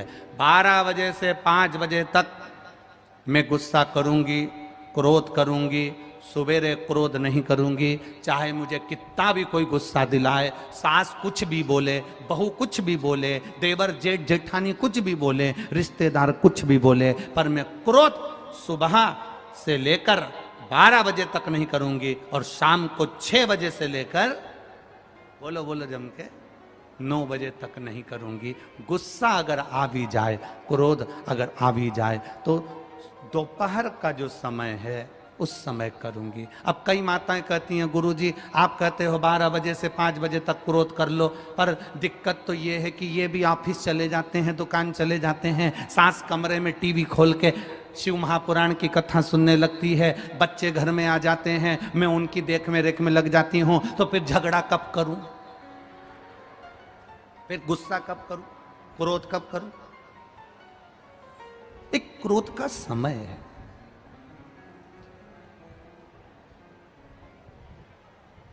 बनाओगे क्या नियम कि नहीं बनाओगे? बोलो बोलो जम के बोलो जरा। कितने लोग नियम बनाएंगे? जरा हाथ उठाओ तो जरा, कि सवेरे के समय में क्रोध नहीं करूंगी, शाम के समय रात्रि को क्रोध नहीं करूंगी, करूंगी क्रोध तो दिन में करूंगी। दिन में जब सब चले जाएंगे, आपको अगर क्रोध आएगा भी, आप उस गुस्से को पीना सीख जाओगी। जिसने अपने क्रोध को पीना सीख लिया वो शंकर नीलकंठधारी बन गया, वो शिव बन गया।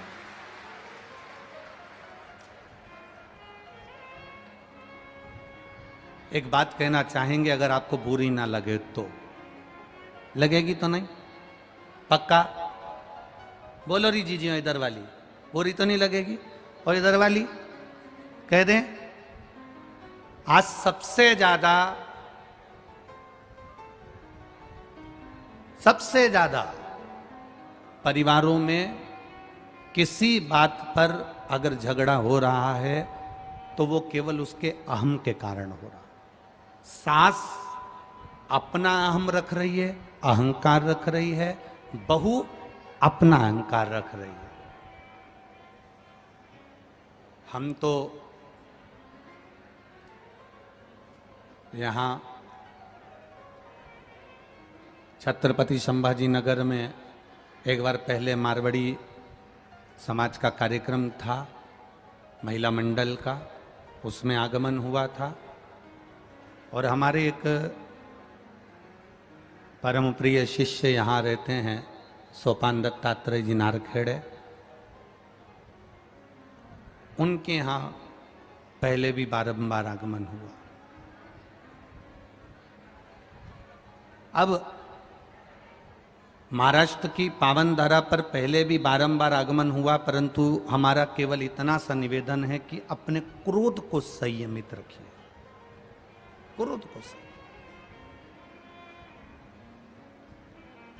जिसने अपने क्रोध पर संयम कर लिया वो स्वयं महादेव का स्वरूप हो गया, स्वयं महादेव।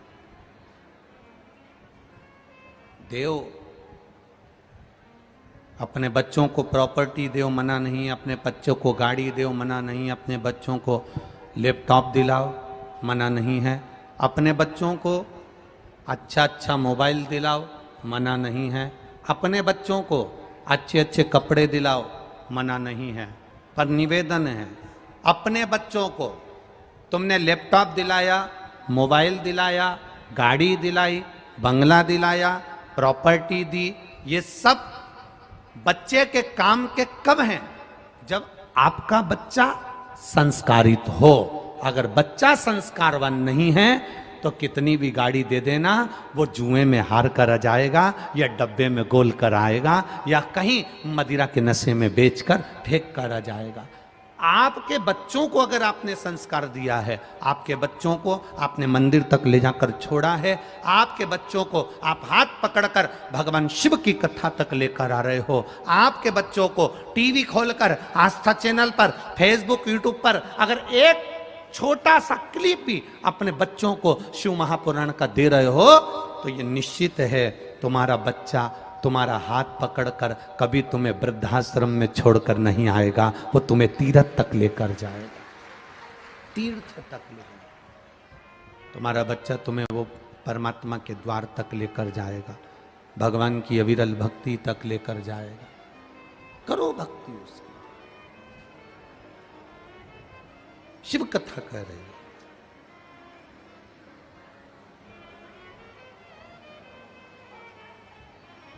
अपनी जिंदगी को ठीक तरह से जीना सीख लो। शंकर भगवान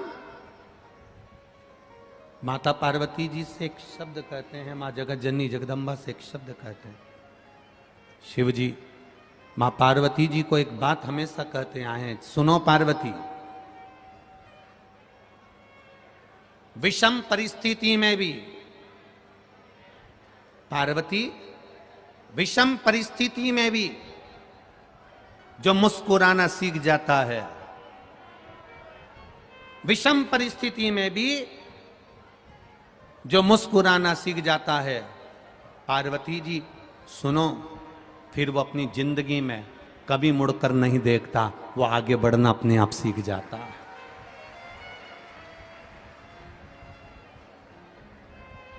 विषम परिस्थिति में कार्यकर्ता ध्यान देंगे, कोई पानी की बोतल वगैरह अभी ना बांटे। आप लोग सब लोग पानी लाए हो ना साथ में? बोलो, जम के बोलो। लाए हो ना? बस तो फिर कथा सुनने आए हो ना? बहुत दूर दूर से आए हो, दिन भर धूप में तप रहे हो, टेंट के नीचे बैठे हो। 3 घंटे की कथा में आधा घंटा हमने सावन महाराज को, आशीष भैया नहीं आए हैं थोड़ा कारणवश, तो सावन भैया मंच का संचालन कर रहा है।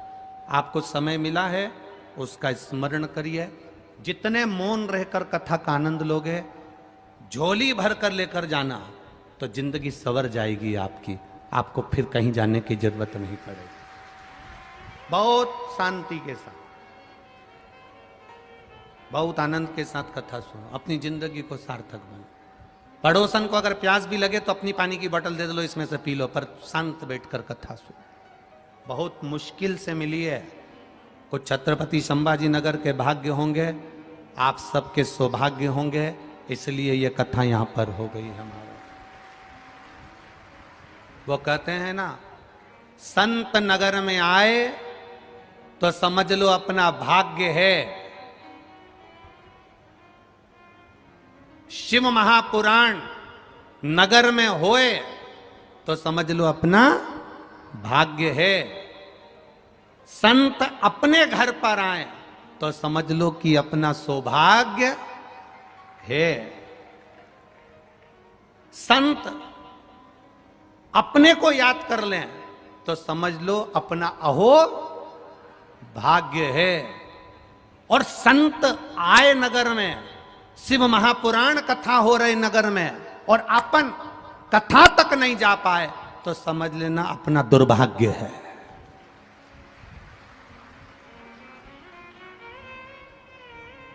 फिर अपना दुर्भाग्य है। कोई पूर्व का पाप हो गया होगा इसलिए अपन कथा तक नहीं पहुंच पाए, टीवी चालू कर कर कथा नहीं सुन पाए, कोई कारण हो गया होगा, भगवान का भजन नहीं कर पाए, हो जाता है। करो भक्ति, भगवान की अविरल भक्ति को धारण करिए, बहुत मुश्किल से मिलती है। जीवन बड़ा विचित्र है, इसको जीने का तरीका सीखिए। मुस्कुरा कर जियो, प्रसन्नता में जियो, आनंदता में जियो। देव बच्चों को प्रॉपर्टी दे दो, धन दे दो, दौलत दे दो, सत्ता दे दो, वैभव दे दो, पर बच्चों को संस्कार जरूर देना। 20 वर्ष तक माता पिता बेटे को पढ़ाते हैं, बच्चे को पढ़ाते हैं और राम बनाने की चेष्टा करते हैं कि मेरा बच्चा राम बन जाएगा। 20 वर्ष तक माता पिता बच्चे को पढ़ाते हैं और राम बनाने का प्रयास करते हैं, और 20 दिन की कुसंगति, केवल 20 दिन की गलत संगति बेटे को किसी की मिल जाती है और बच्चा राम बनने की जगह रावण बन जाता है। मात्र 20 दिन की कुसंगति बेटे को रावण बना देती है। आप देओ, सब कुछ देओ। मेरा एक निवेदन छत्रपति संभाजी नगर की इस पावन धरा से, जायसवाल परिवार की इस पावन पुण्यमय शिव महापुराण कथा से, सत्यम शिवम सुंदरम, इस कथा के माध्यम से इतना जरूर कहना चाहूंगा, घर में जितने सदस्य रहते हैं, घर में जितने परिवार वाले रहते हैं, उनके आपस में प्रेम की जिंदगी जीना चालू करो। आजकल प्रेम की जिंदगी खत्म हो गई और थप्पड़ की जिंदगी चालू हो गई। काय की जिंदगी चालू हुई है? थप्पड़ की। एक पति पत्नी में झगड़ा हो गया, बड़ा भयंकर झगड़ा,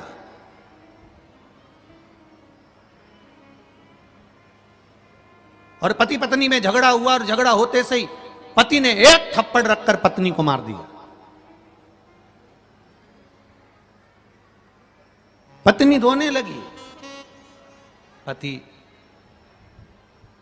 को बाद में पछतावा हुआ, और पति को जब बाद में पछतावा हुआ तो पति ने पछतावे में आकर अपनी पत्नी से कहा, देख, जिसका प्रेम ज्यादा होता है ना, थप्पड़ उसी को मारा जाता है।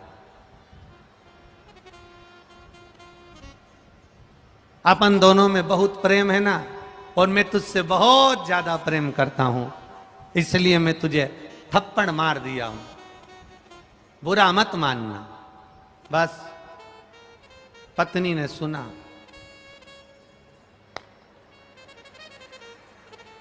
अब इसका प्रेम कम था।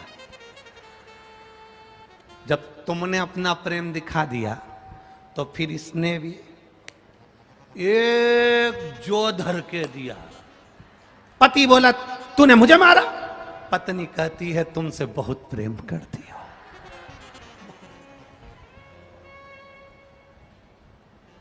तुम ही बोले हो जिससे ज्यादा प्रेम होता है उसी को थप्पड़ मारा जाता है। तो पत्नी कहती है जितना मैं करती हूं उतना तो तुम कभी नहीं करे होगे। पति ने बोला वो तो लग रहा है, दिख रहा, लग रहा। थप्पड़ का प्रेम नहीं होना चाहिए।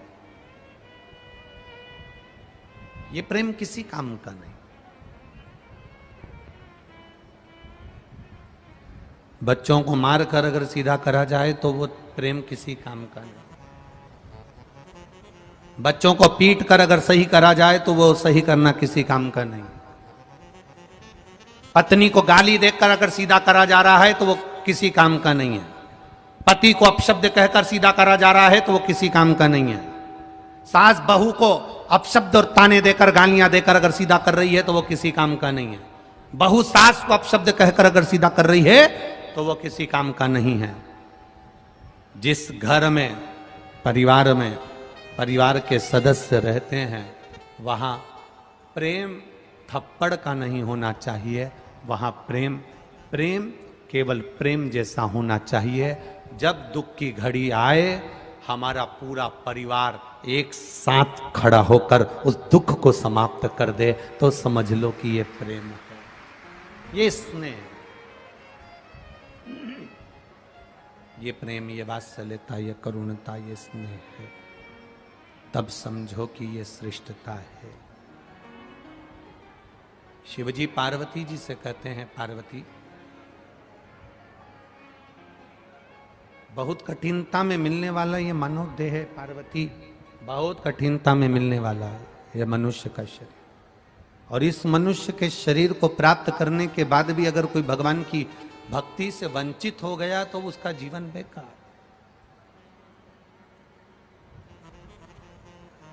उसका जीवन व्यर्थ है। अहम आ जाता है, अहंकार आ जाता है, पर उस अहंकार में सुख का भान नहीं हो पाता।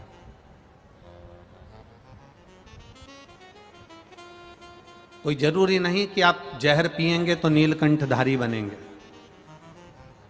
कोई जरूरी नहीं कि आप धतूरा खाएंगे तो शिव कहलाएंगे।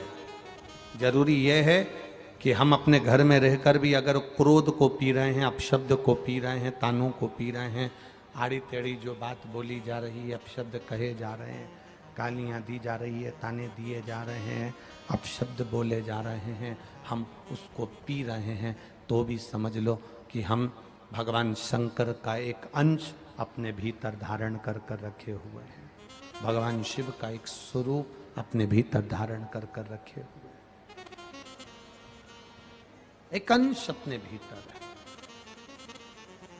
एक भगवान शंकर के परम उपासक थे दासी मैया। कर्नाटक की पावन धरा पर रहते थे। बढ़ाओ ना भाई। कर्नाटक की पावन धरा पर रहते थे दासी मैया। क्या नाम था उनका? जम के बोलो जरा। दासी मैया। शिव जी के परम भक्त, शंकर भगवान के परम उपासक।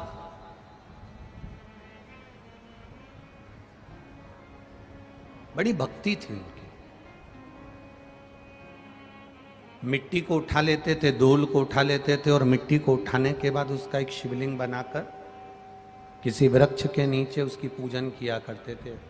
वृक्ष के नीचे उसका आराधना करते थे, पूजन करते थे। जिनका नाम था दासी मैया, कर्नाटक के रहने वाले थे। उनके पिताजी का एक काम था, वो था कपड़े बुनने का, वस्त्र बनाने का, कपड़ा बुना करते थे। बचपन में दासी मैया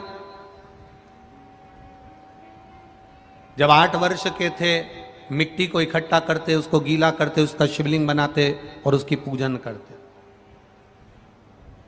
समय निकलता गया, दासी मैया बड़े हो गए और बड़े होने के बाद दासी मैया की शादी हो गई, कपड़े बुन रहे हैं। कल आपको कथा में कहा था भगवान शंकर परीक्षा बहुत लेते हैं। मेरा उघड़दानी बहुत परीक्षा लेता, शिव परीक्षा भी बहुत लेते हैं और शंकर भगवान देते भी बहुत हैं, दोनों चीजें।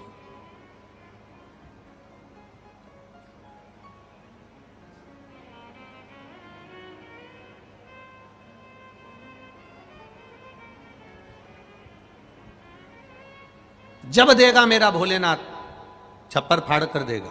एक पत्र आया है, देखिए।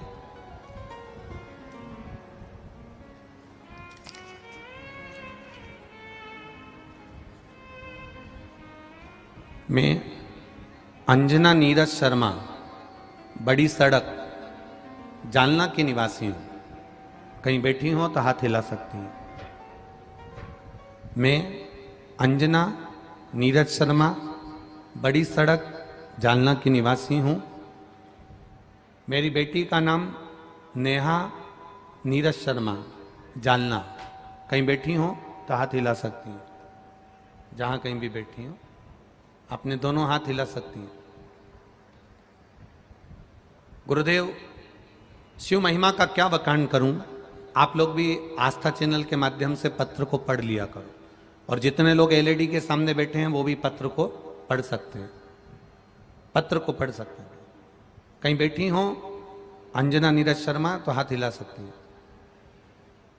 मैं शिव जी की महिमा का क्या वर्णन करूं गुरुदेव। मेरी बेटी जिसने सीए फाइनल की परीक्षा दे रही थी, पर परिणाम अच्छे नहीं आ रहे थे।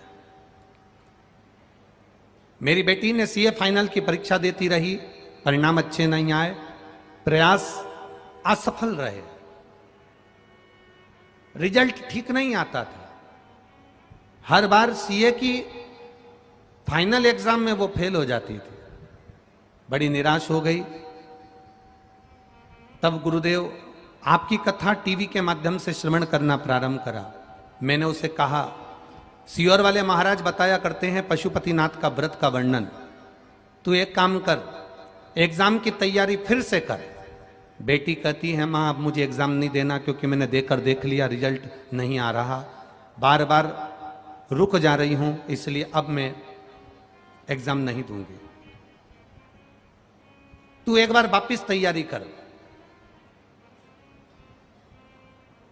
लोग क्या कहेंगे, मां बार बार फेल हो रही हूं, अच्छा नहीं है मां, एक बार वापिस एग्जाम तो दे।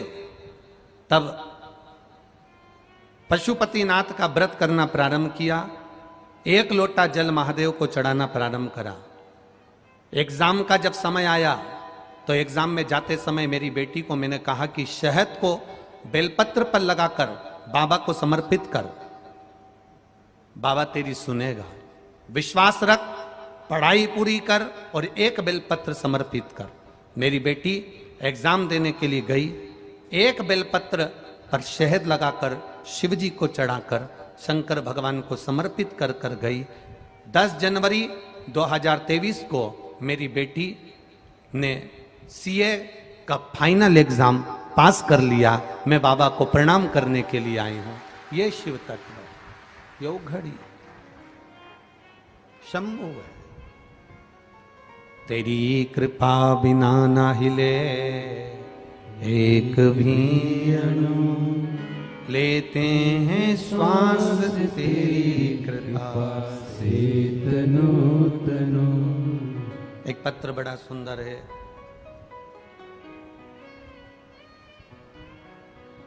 मेरा नाम सुवंदना नरेश जायसवाल है।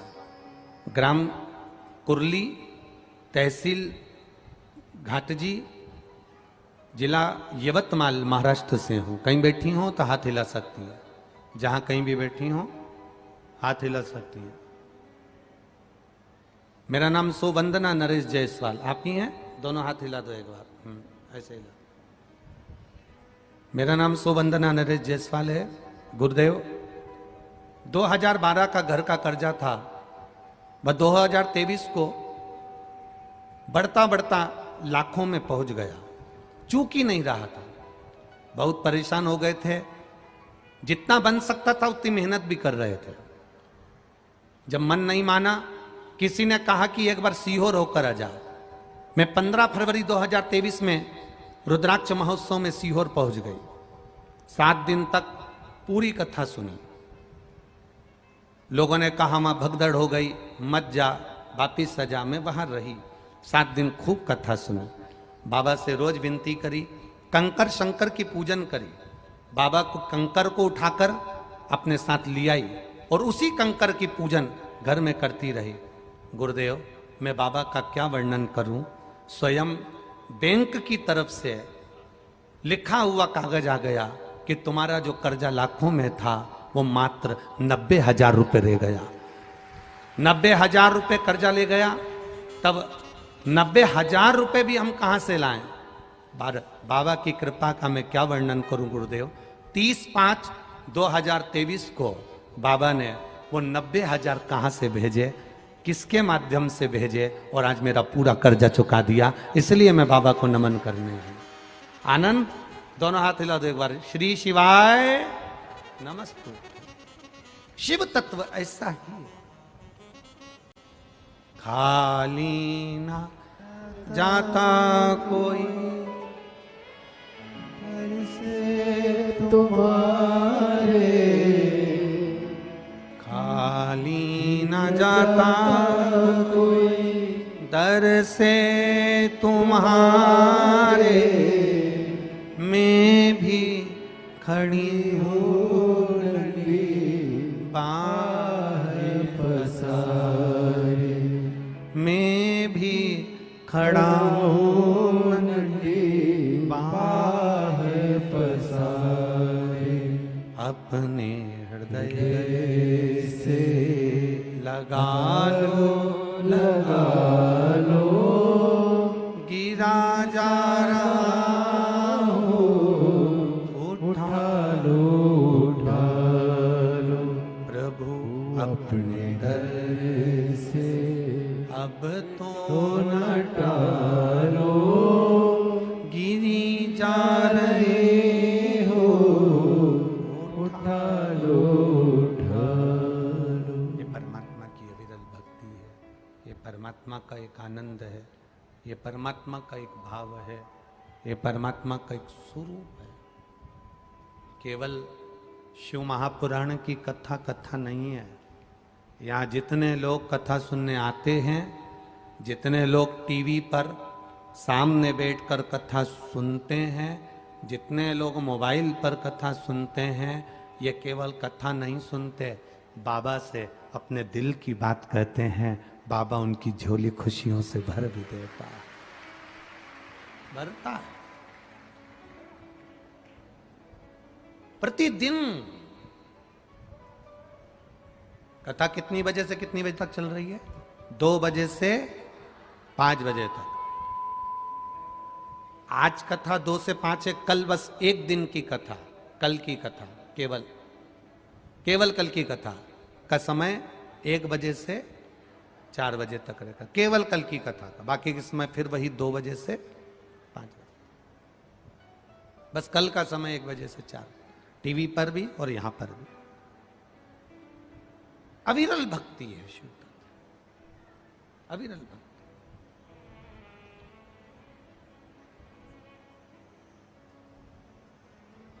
और उस भक्ति का बल प्रबल।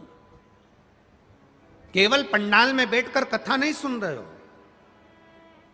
इस व्यासपीठ के सम्मुख में बैठकर कथा नहीं सुन रहे हो, उससे अपने दिल की बात कह रहे हो,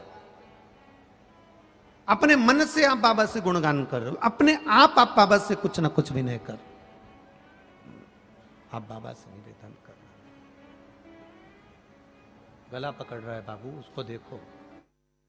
अपने आप बाबा से विनय कर रहे हो, निवेदन कर रहे हो, भगवान से विनती कर रहे हो, कर हृदय से। आप दिल से उससे कहो, वो दिल से सुनता है। पहले एक बार कहा है आपको, एक बार आवाज लगाना, ए कमल, कमला, कमला, कमला। एक बार, दो बार, तीन बार आवाज लगाओगे, जितनी कमला बैठी होगी वो पलट कर तुमको देखेगी जरूर। बोलो देखेगी ना? उसको लगेगा मुझे बुला रहे। आप रोज रोज श्री शिवाय नमस्तुभ्यम कहोगे, आप रोज रोज उसको पुकारोगे, रोज रोज उससे विनती करोगे, रोज रोज उससे निवेदन करोगे, आप रोज रोज उससे प्रार्थना करोगे, पुकारोगे उसको दिल से।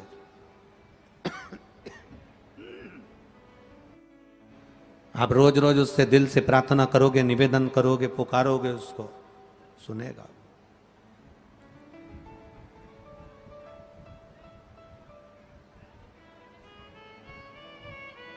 स्नेहवश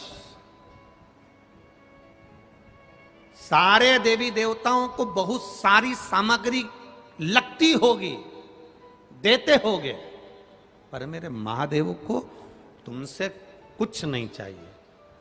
मेरे महादेव को तो केवल आप एक लोटा जल चढ़ा दो तो ठीक है, मंदिर के अंदर चले जाओ तो ठीक है, ना जा पाओ शिखर का दर्शन कर लो तो ठीक है, इतना भी नहीं बने तो मंदिर के सामने से बस केवल मुस्कुरा कर निकल जाओ तो ही बाबा कल्याण कर देता है।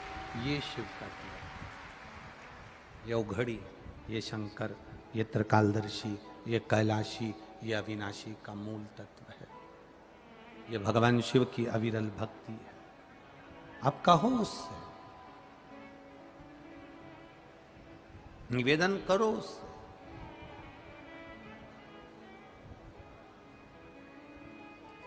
जब पुकारोगे तो वो सुनेगा।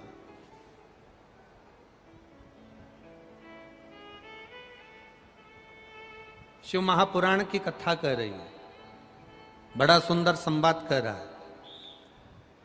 ब्रह्मा जी के हृदय में थोड़ा सा अहंकार आ गया, और अहंकार जब ब्रह्मा जी के मन में आया तो उन्होंने भगवान विष्णु से कह दिया कि मुझे मेरे पिता का नाम मालूम है। क्या आपको आपके पिता का नाम मालूम है? आप अपने पिता को जानते हो? आपको आपके पिता का नाम मालूम है? जो सनातन धर्म पर उंगली उठाने वाले होते हैं, जो सनातन धर्म के विरोधी होते हैं, जो सनातन हिंदू धर्म पर आक्षेप लगाने वाले होते हैं, सनातन हिंदू धर्म पर उंगली उठाने वाले होते हैं, वो नए नए प्रश्न लेकर तुम्हारे सामने खड़े हो जाएंगे। क्या तुमने कभी भगवान को देखा है?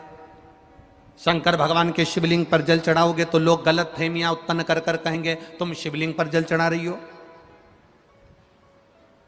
जब आप भगवान शंकर के मंदिर जाने लगोगे तो लोग कह देंगे शिवलिंग पर जल नहीं चढ़ाना, शंकर भगवान पे चढ़ा हुआ जल मत पीना, कोई कहेगा बेलपत्री मत खाना, कोई कहेगा ऐसा मत करना, कोई कहेगा वैसा मत करना। आपकी भक्ति क्या कह रही है? आपका विश्वास क्या कर रहा है? दासी मैया जिनकी शादी हो गई, कपड़ा बुन रहे हैं, घर में खाने के लिए कुछ नहीं है, केवल एक झोपड़े के अंदर दासी मैया रह रहे हैं, अपनी पत्नी के साथ, अपने बच्चों के साथ, अपने परिवार के साथ, कुछ नहीं। कपड़ा बुना, पत्नी ने कहा 6 दिन हो गए हैं, 6 दिन से घर में अन्न का दाना नहीं है, 6 दिन से अन्न का दाना घर के अंदर नहीं, भोजन के कारण बच्चे भूखे हैं, मैं भी भूखी हूं, आप भी भूखे हो, आप कपड़ा बनाकर बेचते क्यों नहीं हो?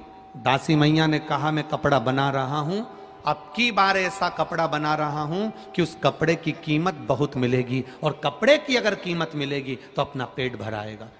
दासी मैया कपड़ा बनाते बनाते 15 दिन हो गए, 15 दिन तक घर के बच्चों के मुख में निवाला नहीं है, धर्म पत्नी के मुख में एक निवाला नहीं है, एक निवाला नहीं घर के अंदर। ऐसे कई घर हैं।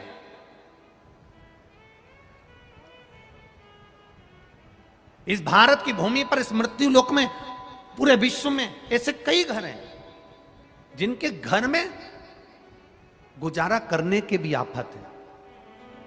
पहनने के कपड़े नहीं, किसी के यहां पर भोजन नहीं, किसी के यहां जमीन नहीं, किसी के यहां दुकान नहीं। कोई कोई पूरी जिंदगी किराए के मकान में निकाल देता है। नहीं है। मेरा एक निवेदन है, इस कथा को जितने छत्रपति संभाजी नगर के श्रोता भाई बहन श्रवण कर रहे हैं उनसे निवेदन करूंगा, आप हाथ का ठेला लगा रहे हो, सब्जी का ठेला लगा रहे हो, फल का ठेला लगा रहे हो, धक्के की जिंदगी जी रहे हो, दरवाजे पर बैठे हो, कहीं ना कहीं तुम दास्य भाव की जिंदगी जी रहे हो, तकलीफ में जिंदगी जी रहे हो, बहुत दुख की जिंदगी जी रहे हो, बहुत कष्ट की जिंदगी जी रहे हो, उनसे केवल निवेदन करूंगा 3 महीने 2 जगह पर जल चढ़ाना प्रारंभ कर दीजिए। केवल 3 महीने। एक शंकर भगवान के शिवलिंग पर, दूसरा बेलपत्री के पेड़ के नीचे। 2 जगह पर जल चढ़ाना 3 महीने लगातार चालू कर दो, बाबा तुम्हारा हाथ पकड़कर तुम्हें उन्नति की सीढ़ी पर चढ़ा देगा।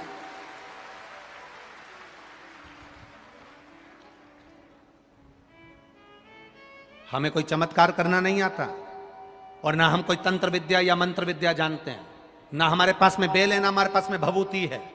हमारे पास में तो केवल शिव का नाम है। आप श्री शिवाय नमस्तुभ्यम बोलो, ओम नमः शिवाय बोलो, नमः शिवाय बोलो, चाहे महामृत्युंजय मंत्र बोलो, उसका स्मरण करते करते भगवान शंकर के शिवलिंग पर जल, और उसी पात्र में जो जल तुमने शंकर जी को चढ़ाया है उसमें से बचा हुआ थोड़ा सा जल बेलपत्री के पेड़ के नीचे चढ़ाना प्रारंभ कर दो। अलग से बेलपत्री के पेड़ के नीचे चढ़ाने के लिए अलग से लोटा भर के जल जरूरत नहीं पड़ेगी। जो तुमने शिव जी को जल चढ़ाया, जो तुमने देवाधिदेव महादेव को जल चढ़ाया, बस उसी पात्र का जल शंकर जी को चढ़ाओ, उसमें से बचा हुआ थोड़ा सा जल बेलपत्री के वृक्ष के नीचे चढ़ाना प्रारंभ करना। कौन सा बेलपत्री का वृक्ष? जिसकी छाया आपके ऊपर आ रही हो। शिव महापुराण बड़ी सुंदर बात कहता है, ध्यान दीजिएगा। जिस बेलपत्री का पौधा तुम्हारे सिर का, और ये दोनों हाथ ऊपर कर लो, अपन खड़े हुए और खड़े होकर दोनों हाथ ऊपर करे, इतना बड़ा बेलपत्री का पौधा है, उस बेलपत्री के पौधे की पत्ती को कभी तोड़कर शंकर जी को नहीं चढ़ाना चाहिए। ध्यान रखना। कितना बड़ा पौधा। आप खड़े हो जाओ और खड़े होने के बाद आपका हाथ ऊंचा कर लेना। इतना बड़ा पौधा है, उस पौधे की पत्ती बेलपत्री को तोड़कर शंकर भगवान को कभी नहीं चढ़ाना। शंकर भगवान को उस बेलपत्री को, उस वृक्ष की पत्ती को तोड़ना चाहिए जो वृक्ष तुम्हारे हाथ से थोड़ा सा ऊंचा हो, जिसके लिए तुम्हें हाथ और ऊंचा करना पड़ रहा हो। जैसे एक बच्चा अपनी मां की गोद में बैठने के लिए दोनों हाथों से उचकता है, आवाज लगाता है, उचकता है, आवाज लगाता है, हाथ ऊपर करता है, तो मां उस बच्चे को गोदी में ले लेती है। उसी तरह उस बेलपत्री के वृक्ष की पत्ती तोड़ना चाहिए जिसने थोड़ी उन्नति कर ली हो, जो थोड़ा ऊंचा हो गया हो। तुम उसको पाने का प्रयास करो तो भगवान भी तुम्हें अपनी गोदी में ले ले। ऐसे वृक्ष की पत्ती तोड़। अब तुम छोटा सा पौधा, बिल्कुल जरा सा पौधा, उसी की पत्ती तोड़कर महादेव को चढ़ाओगे, ये श्रेष्ठता नहीं है।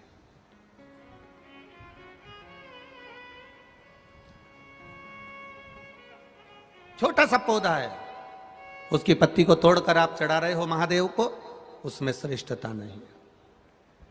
वो छोटा है, जो बड़ा, जिसकी छांव तुम्हारे सिर पर आ जाए, आशीर्वाद जिसका तुम्हारे सिर पर आ जाए, उसके नीचे जाओगे, उसके नीचे आराधना करोगे तो थोड़ा सुख का भान होगा। जो छोटा पौधा है उसको बड़ा करने का प्रयास करो, और जो बड़ा है उसके नीचे जो शिव जी को एक लोटा जल चढ़ाया, बाद में वो जल ले जाकर आपने बेलपत्री के पेड़ के नीचे समर्पित करा, शंकर भगवान को दिया और फिर बेलपत्र को समर्पित करा। उसका सुख, उसका आनंद, उसकी भक्ति, उसका स्नेह, उसका स्मरण सुख प्रदान करेगा, आनंदता देगा, वो आनंदता प्रदान कर देगा। हम कई गलतियां करते हैं, हमको स्मरण नहीं हो पाता।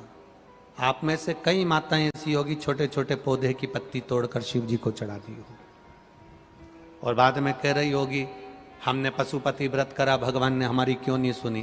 कारण होता है, कुछ तो कारण होगा ना। पेट दुख रहा है तो ऐसे ही दुख रहा है।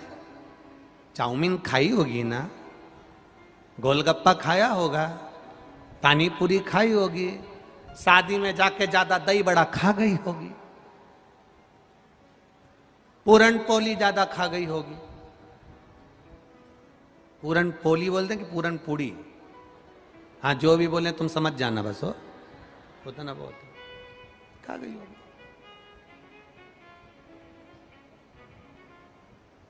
अब पेट दुख रहा है, कुछ तो खाया होगा ना। पशुपति व्रत कर रही है, बाबा ने नहीं सुनी, कुछ तो कारण होगा ना। आंखों में से पानी गिर रहा है, डॉक्टर पूछ रहा है कितनी देर मोबाइल चलाती हो। मैं तो बस थोड़ी सी देर चलाती हूं। अब उसकी सास से पूछा जाए तुम्हारी बहू कितनी देर मोबाइल चलाती, सुबह से रात तक। सही तो वो बताती है ना, उससे पूछो। पलंग पर पड़े हो, मोबाइल चला रहे हो, आंख मिच मिच कर रही है, लाइट कमरे की बंद है, अकेले पड़े, व्हाट्सएप चला रहे, फेसबुक चला रहे, यूट्यूब चला रहे, देख रहे, आंख में से आंसू बह रहे। डॉक्टर पूछ रहा है कितनी देर लैपटॉप पर काम करती हो, कितनी देर मोबाइल चलाती हो। आंख अपने आप कभी नहीं दुखती, जरूर इन आंखों पर ज्यादा प्रेशर पड़ रहा होगा, इसलिए आंखें दुख रही है। ज्यादा खाना अलग बात है, पर खाना खाने के बाद पचा लेना अलग बात है। खाने को तो तुम कुछ भी खा जाओ, जब लोगों के प्राण खा जाते हो तो फिर वो कहते हैं ना 50 लाख की गाड़ी में, या जितने लोग बैठे हैं सबके पास में मोटरसाइकिल है, बोलो है कि नहीं, बोलो बोलो, बाइक है, गाड़ी है, टू व्हीलर, किसी किसी के पास 4 व्हीलर भी होगी।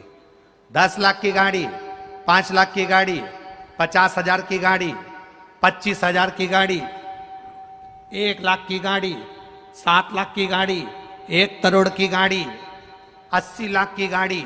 आप में से कितने लोग हैं जो 50,000 की मोटरसाइकिल में पेट्रोल डीजल की जगह गटर का पानी डाल के चलाते हैं? बोलो जम के। कितने लोग हैं जो अपनी मोटरसाइकिल में, अपनी बाइक में, अपनी स्कूटी में, अपनी 4 व्हीलर में, अपनी 2 व्हीलर में गटर का पानी डालकर चलाते हैं? अरे बोलो जम के, है कोई? छत्रपति संभाजी नगर में जो मोटरसाइकिल में, बाइक में, स्कूटी में, बुलेट में, 50 लाख की गाड़ी में, 25 लाख की गाड़ी में, 1 करोड़ की गाड़ी में गटर का पानी डालकर, कचरा डालकर चला रहे हो? कोई 50 लाख की गाड़ी में, 50,000 की गाड़ी में कोई गटर का पानी डालकर नहीं चलाता, तो ये करोड़ों की गाड़ी में फिर वो मदिरा की दुकान से गटर का पानी डाल डाल के क्यों चला रहे हो?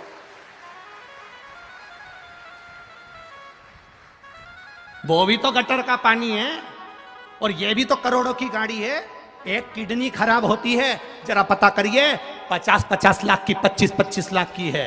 एक किडनी खराब होती है, 10-10, 20-20 लाख लग जाते हैं। एक लीवर खराब होता है, 10-20 लाख लग जाते हैं। कैंसर जैसी बीमारी हो जाती है, पूरा घर बिक जाता है। करोड़ों की गाड़ी को गटर का पानी डाल डाल कर चला रहे हो रे, तो ये गाड़ी कब तक चलेगी रे? जरा विचार करना। इसको कचरा डालकर मत चलाओ, गटर का पानी डालकर मत चलाओ, ये गाड़ी खराब हो जाएगी। किसी काम की नहीं, किस काम की फिर ये गाड़ी?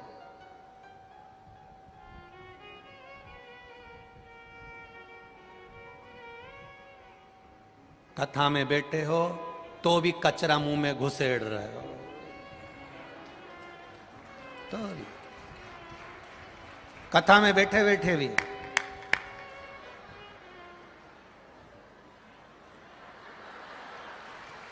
बैठे और यहां भरा पड़ा।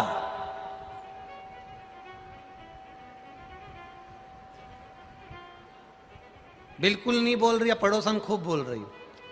पत्नी इतना बोलती है, पति एक शब्द नहीं बोलता। उसको मालूम है 60 रुपए का पाउच मुंह में है। क्या मतलब? कचरा भरा है मुंह के अंदर, गटर का पानी भरा है अंदर, और कह रहे हो